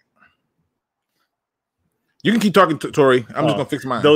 Those tickets that I had scored for you, Buck and his wife are not going to the game. So we have to work on our game plan for you for next year to get you to Lambeau for a game. Like I said, the hard part for this year was it's the home opener, and that is one gigantic party in Green Bay every single year. So since now Luke G's out, now we can talk. Welcome to Luke G's Packer review. The devil's a liar. That'll never happen in a million years. It'll never happen. All right. I had to go in there. My son is infatuated with the internet cord, and he just keeps pulling it. And I'm like, yo, I might have to unconnect. So I had unconnect to keep him from pulling my stuff down. So that's why I was doing a little lag. My apologies, people. Since this is clearly not no Packers show, we do Lions talk over here. I have the Packers finishing the year on 10-7. I'm gonna tell you why. I think Aaron Rodgers is going to be patty, and I think your defense has been figured out tremendously. We're gonna run the ball down your throat. What are we betting on this season there, Luke G? Oh, let's see. The last time we had a bet, I won. Let's see. You did. I owe you a bottle of juice. Let's bet. Let's bet a case of Dew. Let's do like Skip and Shannon. Let's bet a case of Dew. And I say we run the ball down your throat. All right. You want Mountain Dew? I want the Dr. Pepper cream soda zero because being diabetic and all. I gotta. Okay, so cream. First of all, I didn't even know Dr. Pepper even had a cream soda, so that's intriguing. If you want to taste a really good soda, it's zero sugar. Get the zero one. Dr. Pepper cream soda zero. It is amazing. It is a game changer. All right. Now third I had the Lions, and I had the Lions finishing 9-8. And then at dead last, I have the Bears. I think they're a total crapshoot, and I think that Matt Nagy is terrible. He does not know how to stay consistent to what's winning him games, and I think it's going to bite him in the butt. Is there anybody the Lions release that you hope that the Packers pick up, or do you need to see who they release? No, because all the cuts are done. Like everybody had to be in today by 4 p.m. Eastern. Okay, so cuts are done. So was there anybody that stood out to you that you was like, dang, I hope the Packers get them? Not really. There's a couple guys in the Packers that I think are probably going to get picked up if they can't stash them on the practice squad, but not really. They kind of their roster was pretty much set, which is why they didn't play the starters at all. It was all second and third string guys. Which now you talk about like the preseason Super Bowl title. Winning 4 games and then going over. The reason that is because those teams are still trying to figure their team out and they're playing their starters. Where the teams that go over kind of have an idea and they're letting their backups play to see who's going to make the roster at that point. Now the Vikings just announced that they cut DN Everson Griffin, but could be bringing them back. No one cares. We gave up a 6th-round pick for that bum for 5-game rental. I was really upset with that. But you traded it from Dallas for him, right? Yes, and they was going to cut him. Again, the key word, they were going to cut him. Was there any players from the Bears that got released that you thought that the Packers should have picked up? Nobody really. The only one I could think of is I would love to see Everson Griffin come to Green Bay. And Aaron Nagler, he's a like a Packer beat guy that's like unofficial. He owns a TV channel called Cheesehead TV, or I should say a YouTube channel called Cheesehead TV. And he said he put it the best. Do I want to see Everson Griffin come to Green Bay? No. Would I like to see him in a Packer uniform and decleat Kirk Cousins? Absolutely. And that's so weird. That's the only reason I would want him there. And violent. Yeah, I think when it comes to the Bears, I didn't see anything that jumped out to me. What about the Vikings? Anybody the Vikings cut that you said, hey, we can use that person? No, nothing. No, it's like I said. There's just not. There wasn't that like, oh my god, like the only oh my god they had was like, oh my god, that guy's not. That guy was a 1st-round pick like 4 years ago, like Forrest Lamp got cut from the Bills. I did see that. He was a 2nd-round pick 6 years ago. There was another guy too. Noah Spence, who was a 2nd-round pick. I remember the hype coming on him. They're like, this kid should have been a top 10 pick, and he fell to the 2nd round. He just got cut by the Saints.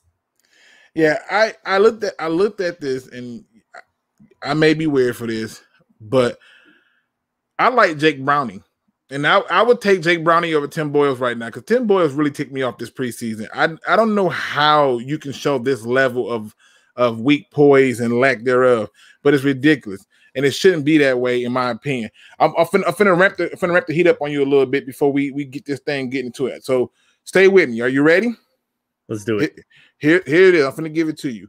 I'm no biases here.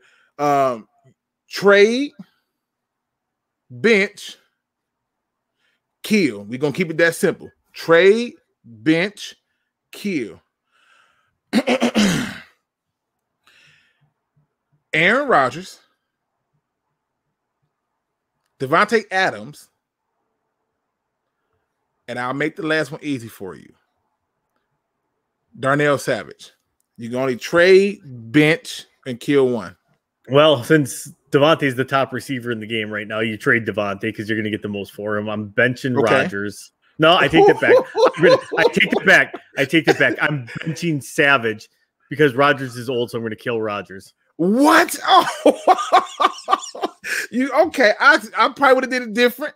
I'll give you another one. I'm giving it to you because this is your team. You care about the team. I'll give you one more. I'll make it a little bit more fun. I'll add the legends in there. Trade, bench, or kill. Charles Woodson, Brett Favre, Reggie White. Yeah. I'm giving you the challenge. that one's easy. I'm killing Favre. Wow. Why is you killing all the quarterbacks today? God. I'm gonna trade Woodson and bench Reggie because I don't ever want to trade Reggie. You say you just don't want that to be the case. Nope.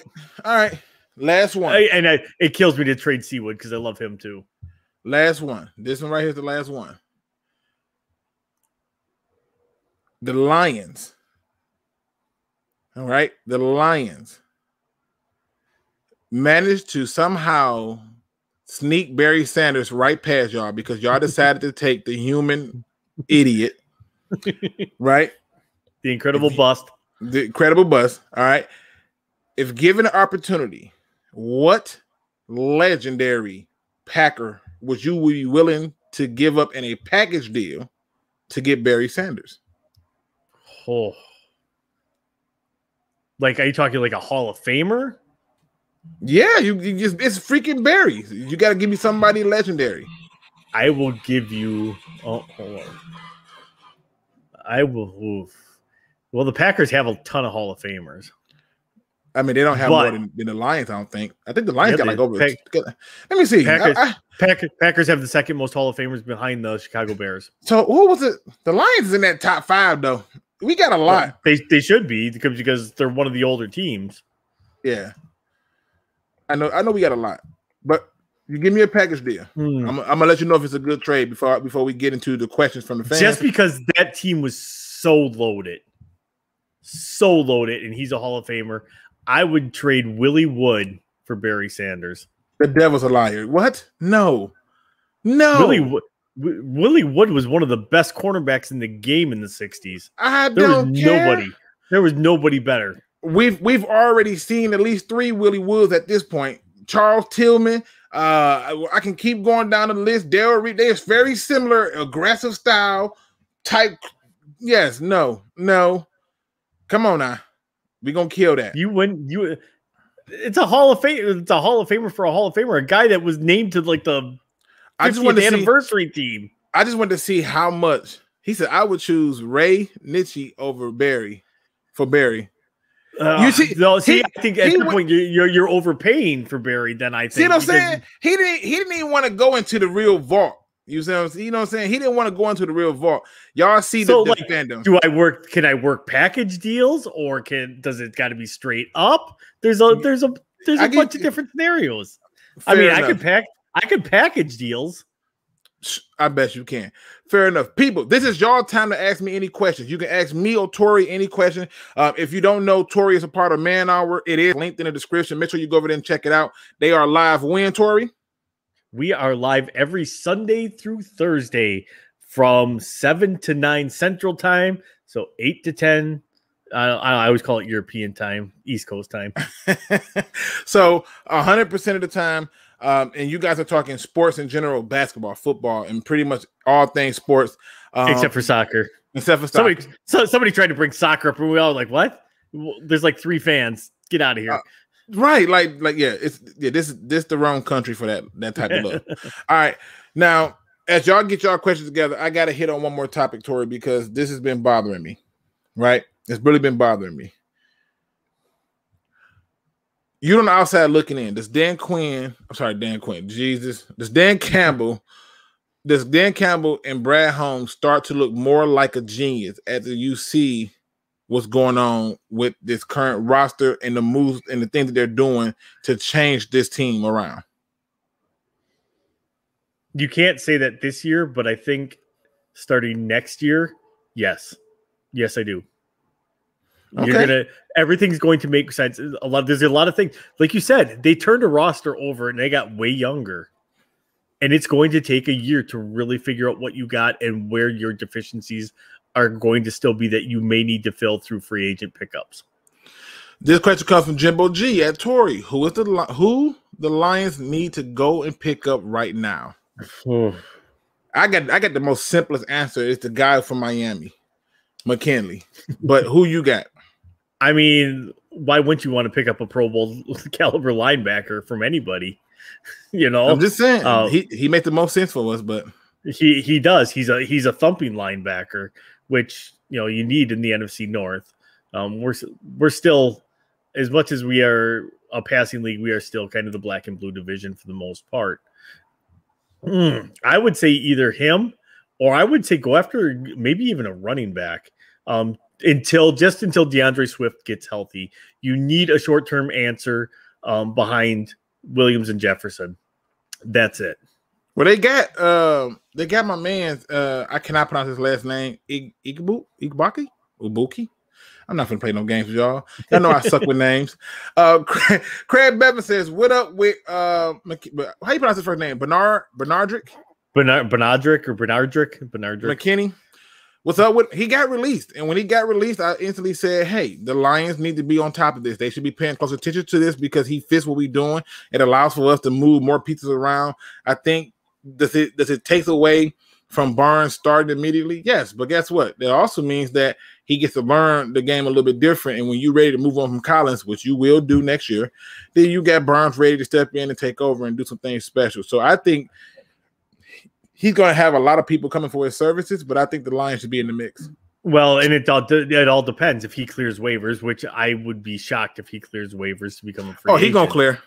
I guarantee he's going to clear. If he clears, he's probably going ring chasing. Would be my guess. He's still got a couple of good years. He's gonna look for a team that he can go after a ring this year. Who can afford him? That's the other part. Who's gonna pony up? That's a contender. The only one that can afford him is New England. You know he ain't going back to the New England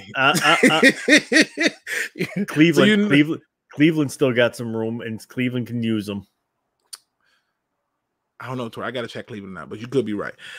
This is from I'm Not the Hacker. Hey, Luke, Carl Joseph from the Raiders has been cut. Do you think we should go and get? Hell yes. Yes, he'll be better than CJ Moore. Are you serious? You telling me Carl Joseph won't? He got cut by the Raiders twice. Yes. And guess what? He'll still be better than CJ Moore. He can actually unseat somebody. You just want us to keep CJ Moore because you want to see him go against the Packers. But CJ Moore is not somebody that you want on the field. But Carl Joseph has had 5 years to develop into the safety everybody thought he would be, and he has not even come close. He can play. He can go. You can put him in the box. You can't put CJ Moore in the box. I mean, if we were talking that, you could try to pick up Demarius Randall, and he could do that. And I'll probably take Sean Williams before I take Demarius Randall. Yeah, I would take almost anybody before I take Demarius Randall. Right. Looney Tunes says, Luke, is there any wide receivers you want who got cut? A lot of them, like Antonio Gandy Golden, or Golden Gandy, or however you pronounce his name. I like him. Hakeem Butler, I like him. Anthony Johnson from Buffalo, I like him. Antonio Callaway. Oh, yep. Antonio Callaway, Seth Williams. Great slot receiver right there. Seth Williams is another one that I like. I mean, there's a plethora of them. And then if you really want to do it, you want to go and, we can't forget Golden Tate. Why is this a problem? Like Kelvin Harmon. I mean, it's a lot of them that I like that got cut, and I don't understand. Like, that's why I think we're not done. When you cut both of your kickers, you are far from done in adding talent. So what was the deal with Prater that they booted him? All right, I'm gonna be honest with you. Prater had started missing some kicks, and they started questioning was the age creeping in with him.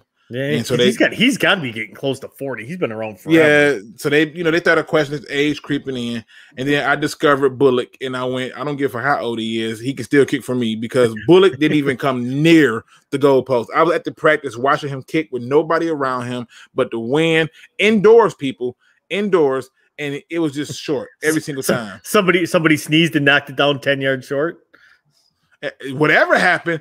Maybe somebody waved a fan or something. I don't know, but it was ridiculous, and he just kept trying to kick it as far as he could, and it didn't go nowhere. I was like, this is just so terrible. I mean, hell, what's the kicker for the Texans that got a chance to kick for the first time? Eric Reed, he got a chance to kick for the first time this preseason game, and he did better than Bullock. And I was like, this is ridiculous. So I think it stands there. Daz Newman. I mean, it's a lot of receivers out there I like. Let me see. Make sure I ain't miss nobody questions. Let me see. The kicker from the Ravens variety. Why do you skip over that other question? Which one? Oh, I'm sorry. My bad. My bad. I thought it said at Looney Tune. My were bad. were you scared? Never. Scared to answer this one? No, listen. I'm perfectly fine. But if you really want to do this and embarrass your team, let's do it. Tori, what is the score for week 2? Keep in mind, you got King of Petty on your squad. Go ahead. 33-17 Green Bay. Tori, I told you, drinking is not good for you. It's never been a good look. Don't do this. And I told you, it's home opener. It is. Listen, I'm gonna tell y'all. Okay, they are going to be amped. Let me just tell y'all. I'm gonna be honest with y'all. I was trying to go to that game, and Tori was trying to help me get to the game. And then Tori brought something to my attention that I never even thought about, which is, hey, that's like the home opener. And I was like, what? I tried to find a hotel room. The nearest hotel to this thing was like 4.5 hours away. That's the nearest hotel room to the stadium. Now, stay with me, people. I would literally have to fly in that same day, get little to no sleep, then drive 4.5 hours to get to a game and sit there for almost 3 hours if it don't go to overtime. To hear them scream and yell, just to turn back around, drive 4 hours back the other way, and catch a plane back home. It just was not going to happen. Next year, I will be much more prepared and much more squared away to do this. But I think the Lions will beat you on Monday Night Football, and I'll tell you why. I think the amount of film that you're going to have on the Lions is not going to be a lot, and the Lions have always played y'all tough. And the one thing about the Lions playing y'all tough is usually earlier in the year. Once we start having to go out to you guys' house and it's cold, that's one thing. In this case, the last game or two, y'all come to us. So this game is being so close at week 2, being a Sunday night game, and y'all going to be in a dog fight with, I believe y'all play the Saints. Am I right? Week 1. Dog fight with the Saints. The Saints are going to get destroyed too. James, y'all start off slow. Don't be on that team's train. When's the last time the Packers started out fast in week 1? I'll wait. 2011 when they started their first 14 games, and we went 13-3 the last 2 years. Yeah, but that was barely. Like it was barely. Barely. Dude, what? How many wins does barely cost you? Oh, you really want to go there with? You know, as a Lions fan, we don't have quite a few barelys, but you get my point. Barely still counts as a W. Fair enough. That's called gritty. Fair enough. All right. Uncle John says, how many points do you think the Lions will average per game? I'm thinking 23 points a game. What say you, Tori? I'd say he's probably pretty close. I'd say 25 points a game. Yeah, I was guessing like 24. It's going. I think it's going to. It's a first-year head coach. Your offense is probably going to be a little spotty. 1, you got younger. 2, you're breaking in a new quarterback into a new system. Look at the Packers 2 years ago with LaFleur. The offense was 1 week couldn't put up 10 points, and the next week they're dropping 50. So I think the Lions are going to go through a little bit of that same growing pains where you're going to figure out your identity a little bit more as the season goes along, and it's going to get smoother as the season goes along. And I think you get more consistent. Like, I think though the first couple of weeks it's going to be like you might get trounced, and then you're going to drop like a 40 spot. Yeah. Jimbo G says that Luke G, how much would McKinney cost us? This is a hard one because it depends on if he wants a longer term deal, if he wants a 1-year deal. Is Dan Campbell and Brad Holmes able to get that same fire lit underneath him to buy in for people to come here for cheap? There's so many factors. It's hard for me to just come up with a number for him. But if he's looking for something that's like 3 years, I'm like probably gonna be like, nah. If he's looking for like a 2-year, I might say possibly. But a 1 year, it's gonna be hard because I don't know if he's gonna say, look, I'm buying into what y'all saying. This gives me a chance to get myself going, and I'll prove it, because that's what the mantra is this year. Nobody believes in us, and that's what they're pushing. So I can't really say what's going to cost you. What you think, Tori? I think he goes for a 1-year deal because at this point he's still got productive years. At this point, he can take that gamble on himself, take the 1-year deal. I still think he's going to try to go to a contender where he can potentially chase a ring, bet on himself, and then go out and try to get one final big contract of like maybe a 3 or 4 year deal, which he'll probably play 2 years of it. All right, Frog Crop says, what's your thoughts on the new wide receiver? He talking about Trinity Benson. My thoughts is I hate the trade. I thought you didn't need to trade for him. He was going to be cut anyway. And then on top of it, he's somebody who I have to just wait to see what he's going to be about. They saw something in him that they enjoyed and that they like. One of the things that I keep hearing that comes with his name is he has sure hands. But I've heard that before. And it has not been sure hands. I mean, hell, one of my favorite draft prospects who I thought had sure hands is having a drop seats right now, and that is Jamar Chase. So this idea of sure hands is not something I'm big on. But you know, I don't hate the player. I just hate the fact that we gave up capital to get him. Right. And it's like I said, the only thing that makes sense is if there was another team in play that they knew about. That's the only thing. And the fact that you're like, this guy's going to be my special teams guy. I never understood this line of thinking. He says, I hope we don't pick up anyone. Let's get that number 1 pick. And when Stafford goes down, we get the 12th and let's keep building. I'm never going to root for that. Under no circumstances. If the only way you can get talent is to be number 1 overall, then you suck as an organization as a whole. And I don't want to be a part of anything that's going to be affiliated with that way of thinking. Also, I want to win every game that I have a chance to win. And to me, to be playing for a draft pick when there's a good chance that draft pick ain't going to be good, I'm straight. There's been a lot of first overall picks who have not lived up to the bill. And I almost argue that there have been more busts at the first overall pick than there have been successes. So, nah, I'm good on that. This comes from the Single Dads Club. Shout out to him. He said, I think the low 20s at first, then average higher throughout the season.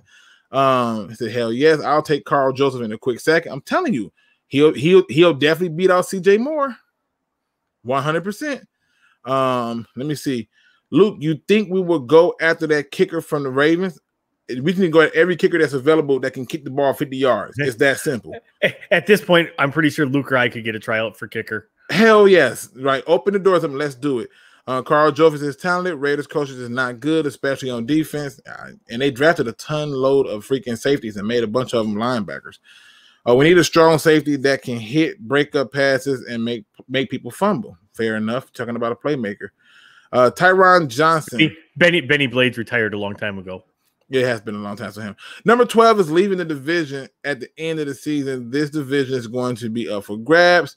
With top picks in 2022 and 2023, the Lions should control this division. That's fair.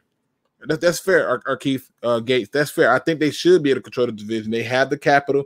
They have the resources, and you know that your head coach is going to be here well over 3 years. So that's fair. It's just shit. I'll kick for the Lions. I'm way cheaper. I'm way cheaper. Hey, bro, if you can get it 50 yards, deal. What's going on, Mike? Now he wants to come. He wants to come in at the end. I know. Like, what happened, bro? Like, I was like, you need the link? I'm pretty sure. Wait, because Luke didn't send me the link until 10 to 6 my time. No, bro, I literally sent the link. I guarantee it. Because remember, you texted me. You was like, yo. I did. I'm like, yo, send me the link. I'm home. I sent it out. I sent it out. And then, Buck was like, yo. he was like, yo, I didn't hear nothing. Lions go into Green Bay and win by 9. Yeah, let's go, Buck. That's what I'm talking about. Look. Tori's already in disgust. What do you mean? We win by 9. What's wrong with that? You don't buy that? I do not buy that. I live in a world called reality. Well, don't tell that to the Hatter's house. Lions 45, Green Bay 3. I mean, that's why he's the Mad Hatter, because he's stone cold mad right there. Jimbo G says, hey, Luke, I think we need to go and pick up Tate first and get Butler. Look, I told y'all before when everyone was leaving, they should have signed Prater right away. He's the only one that was like, keep Prater. And I was like, we can find a kicker. Shame on me. Instead of letting them go, to be honest. Yeah, it's terrible. Green Bay's offense going to struggle. I'm going to speak it into existence right now. I believe Rodgers out week 2.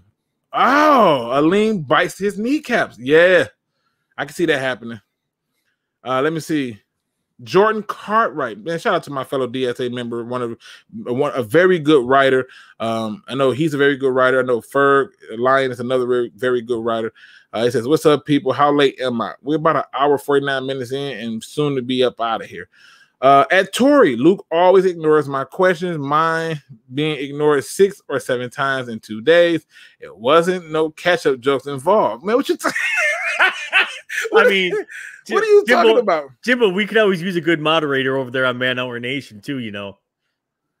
Hey, fair enough. Man Hour says if they, I wonder who signed underneath this, but it says if they bump that to 27 per game, they win 12 games. You already know who's typing that. I know, but I gotta still have fun with it. Why not? Why not? Levi impressed me a lot in the last preseason game. He was bodying people in that game against the Steelers, and I was like, yo, this is not normal. They couldn't move him.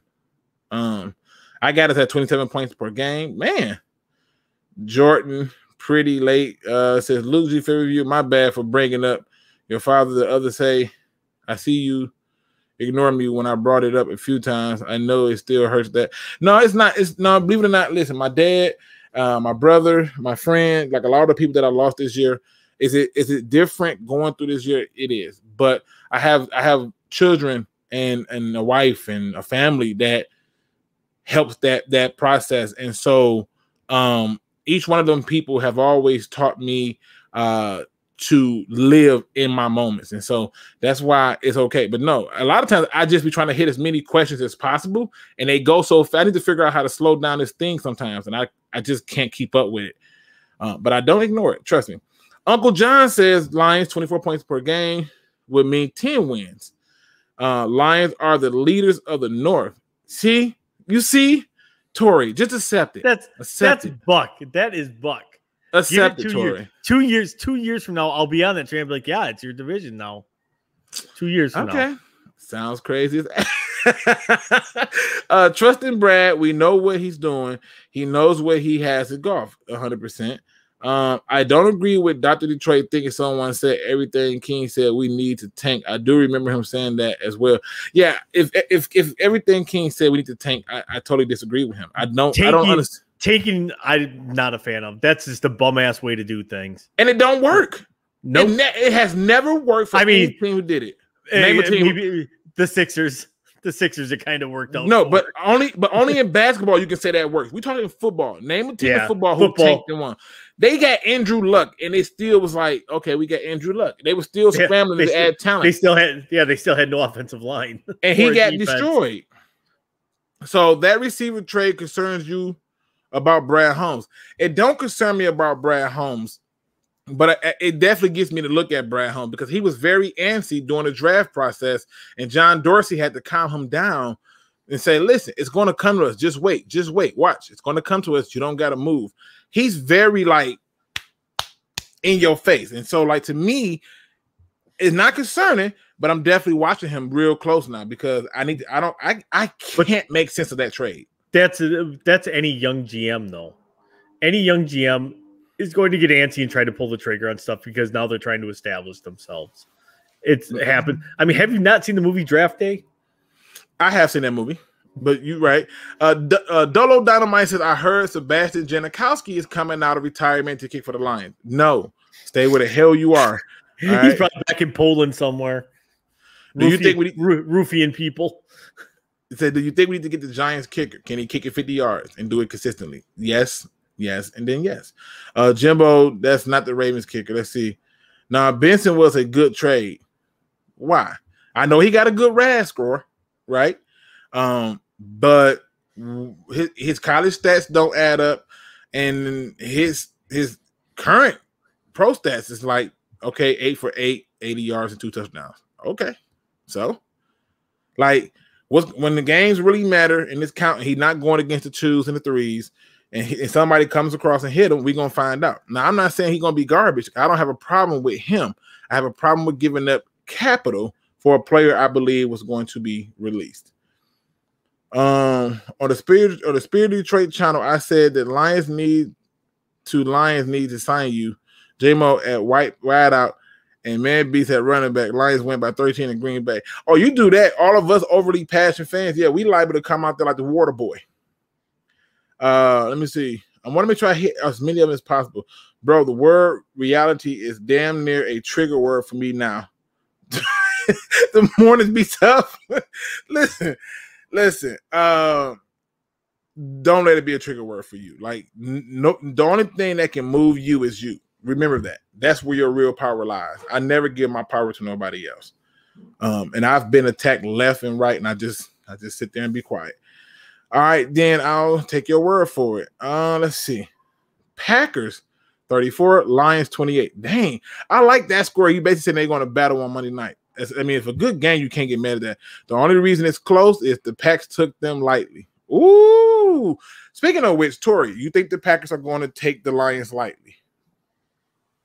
No, because there again, you guys have never experienced this, and I have several times in my life. Home opener. It is a different kind of energy, and it hits differently. They are going to come out jacked up to play. If anything, it's going to be they're going to come out too overjacked, and Aaron will overthrow people, which is 100% a possibility. Well, I hope that possibility happens, because I think now with Walker being back at his true position, that can be picked off. So will Burns and Pittman be our future linebacker? Burns is. Pittman, I think, is still got to always fight for his spot, but he's trending in the right direction.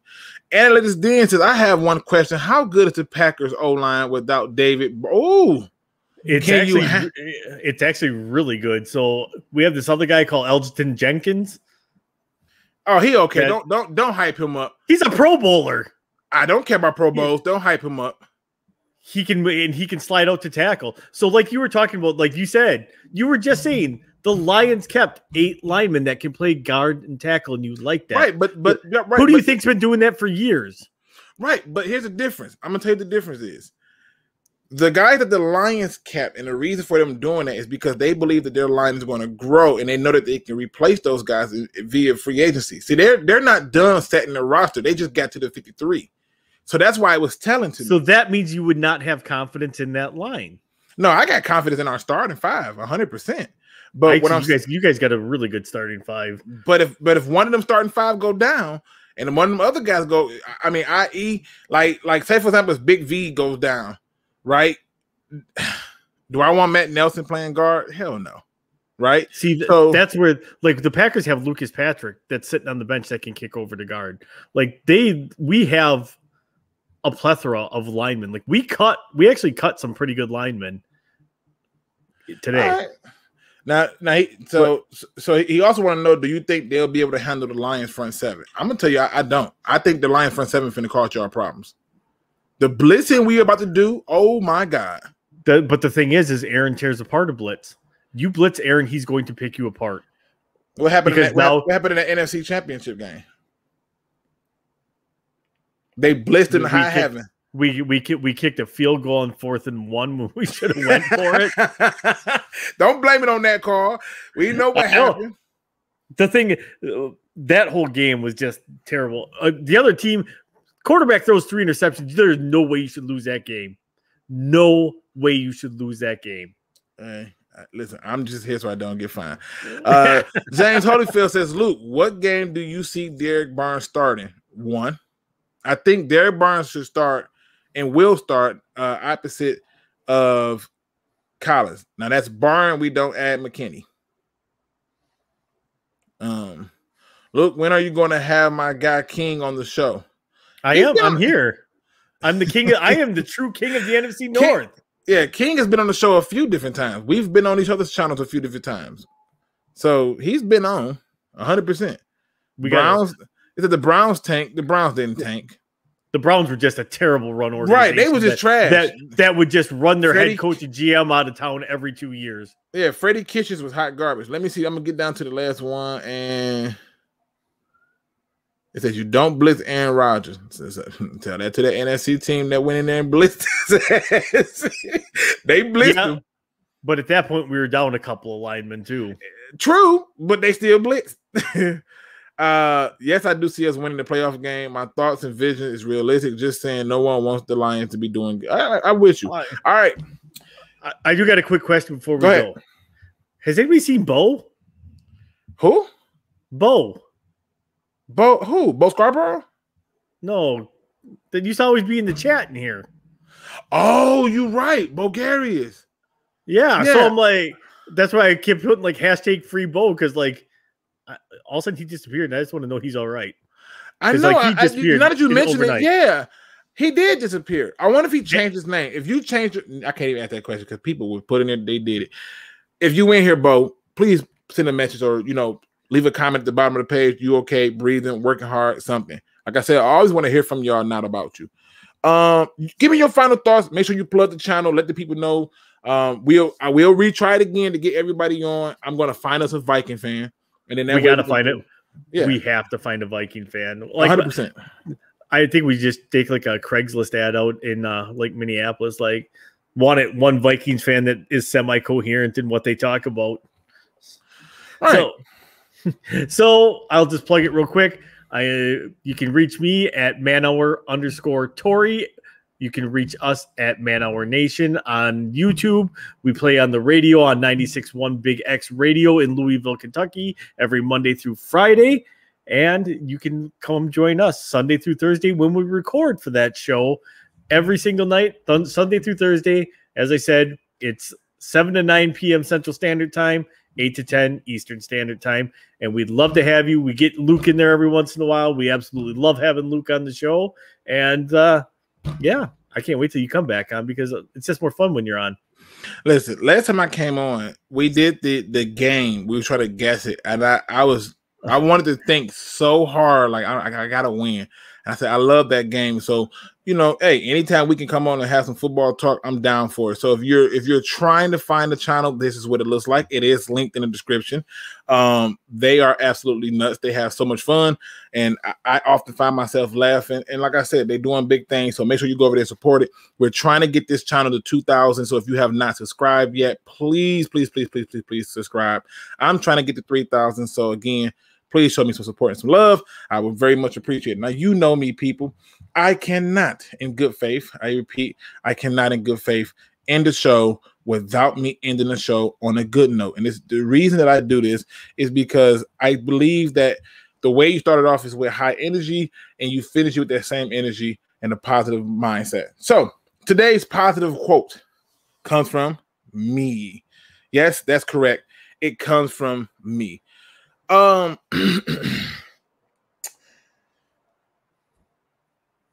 clock has already started. The clock has already started. Time should never, ever be taken for granted. People, I said up the other day, I thought about my dad, I thought about my brother, I thought about my friends and all the people I lost. I thought about people I didn't even know. I thought about the people who were dealing with the hurricane in Haiti, the people who are dealing with the hurricane now in New Orleans. I thought about the people who was in that building when it collapsed. And I thought about every single person. And I asked the question to myself, if I was their loved one, or the people that I lost, did I tell them I love you enough? Did I tell them how much I appreciate them? Did I tell them how much that they got on my damn nerves and irritated me and made me mad, and how much I'm going to miss every single argument? Did I take the time for granted? If you're asking yourself that question, then chances is you probably did take the time for granted. You probably thought that there would be more time. You probably thought that there was going to be a second chance for you to have a chance to make up. I'm telling you right now, don't take time for granted. Time has never been anyone's friend. In fact, time has never even respected you. Time can't see you. It never had the opportunity to give you a point of return. But I found out something special. I found out that if you take the time in yourself to recognize and stop and tell people how much you love them, tell them how much you miss them, and when a person gets on your nerves, to tell them that and say, I can't wait till we argue again, then you can master time. Just because you grow old does not mean that you grow weak. Just because you grow weak does not mean that you've grown to lose faith. And just because you lost faith does not mean that you have stopped believing in the ability to change your fortunes. You need to become captains of your ship and master time. If you can find a way to do that, people, then I can tell you one thing. Then you find your true power. With that being said, ladies and gentlemen, please make sure you hit that like, subscribe, notification bell. And as always, people, I say this without nothing there. Don't be no chump, please. please do your research. And I'll answer this one last question. What are your thoughts on Curtis Weaver? Never liked him when he came out of college and then thought he was overrated and did not see what everybody saw in him. So pass on him. And with that being said, thank you, Tori, for joining me. Thank you, Man Hour, for coming in and rocking with me. We will have y'all back, and we are out. Y'all have a good one.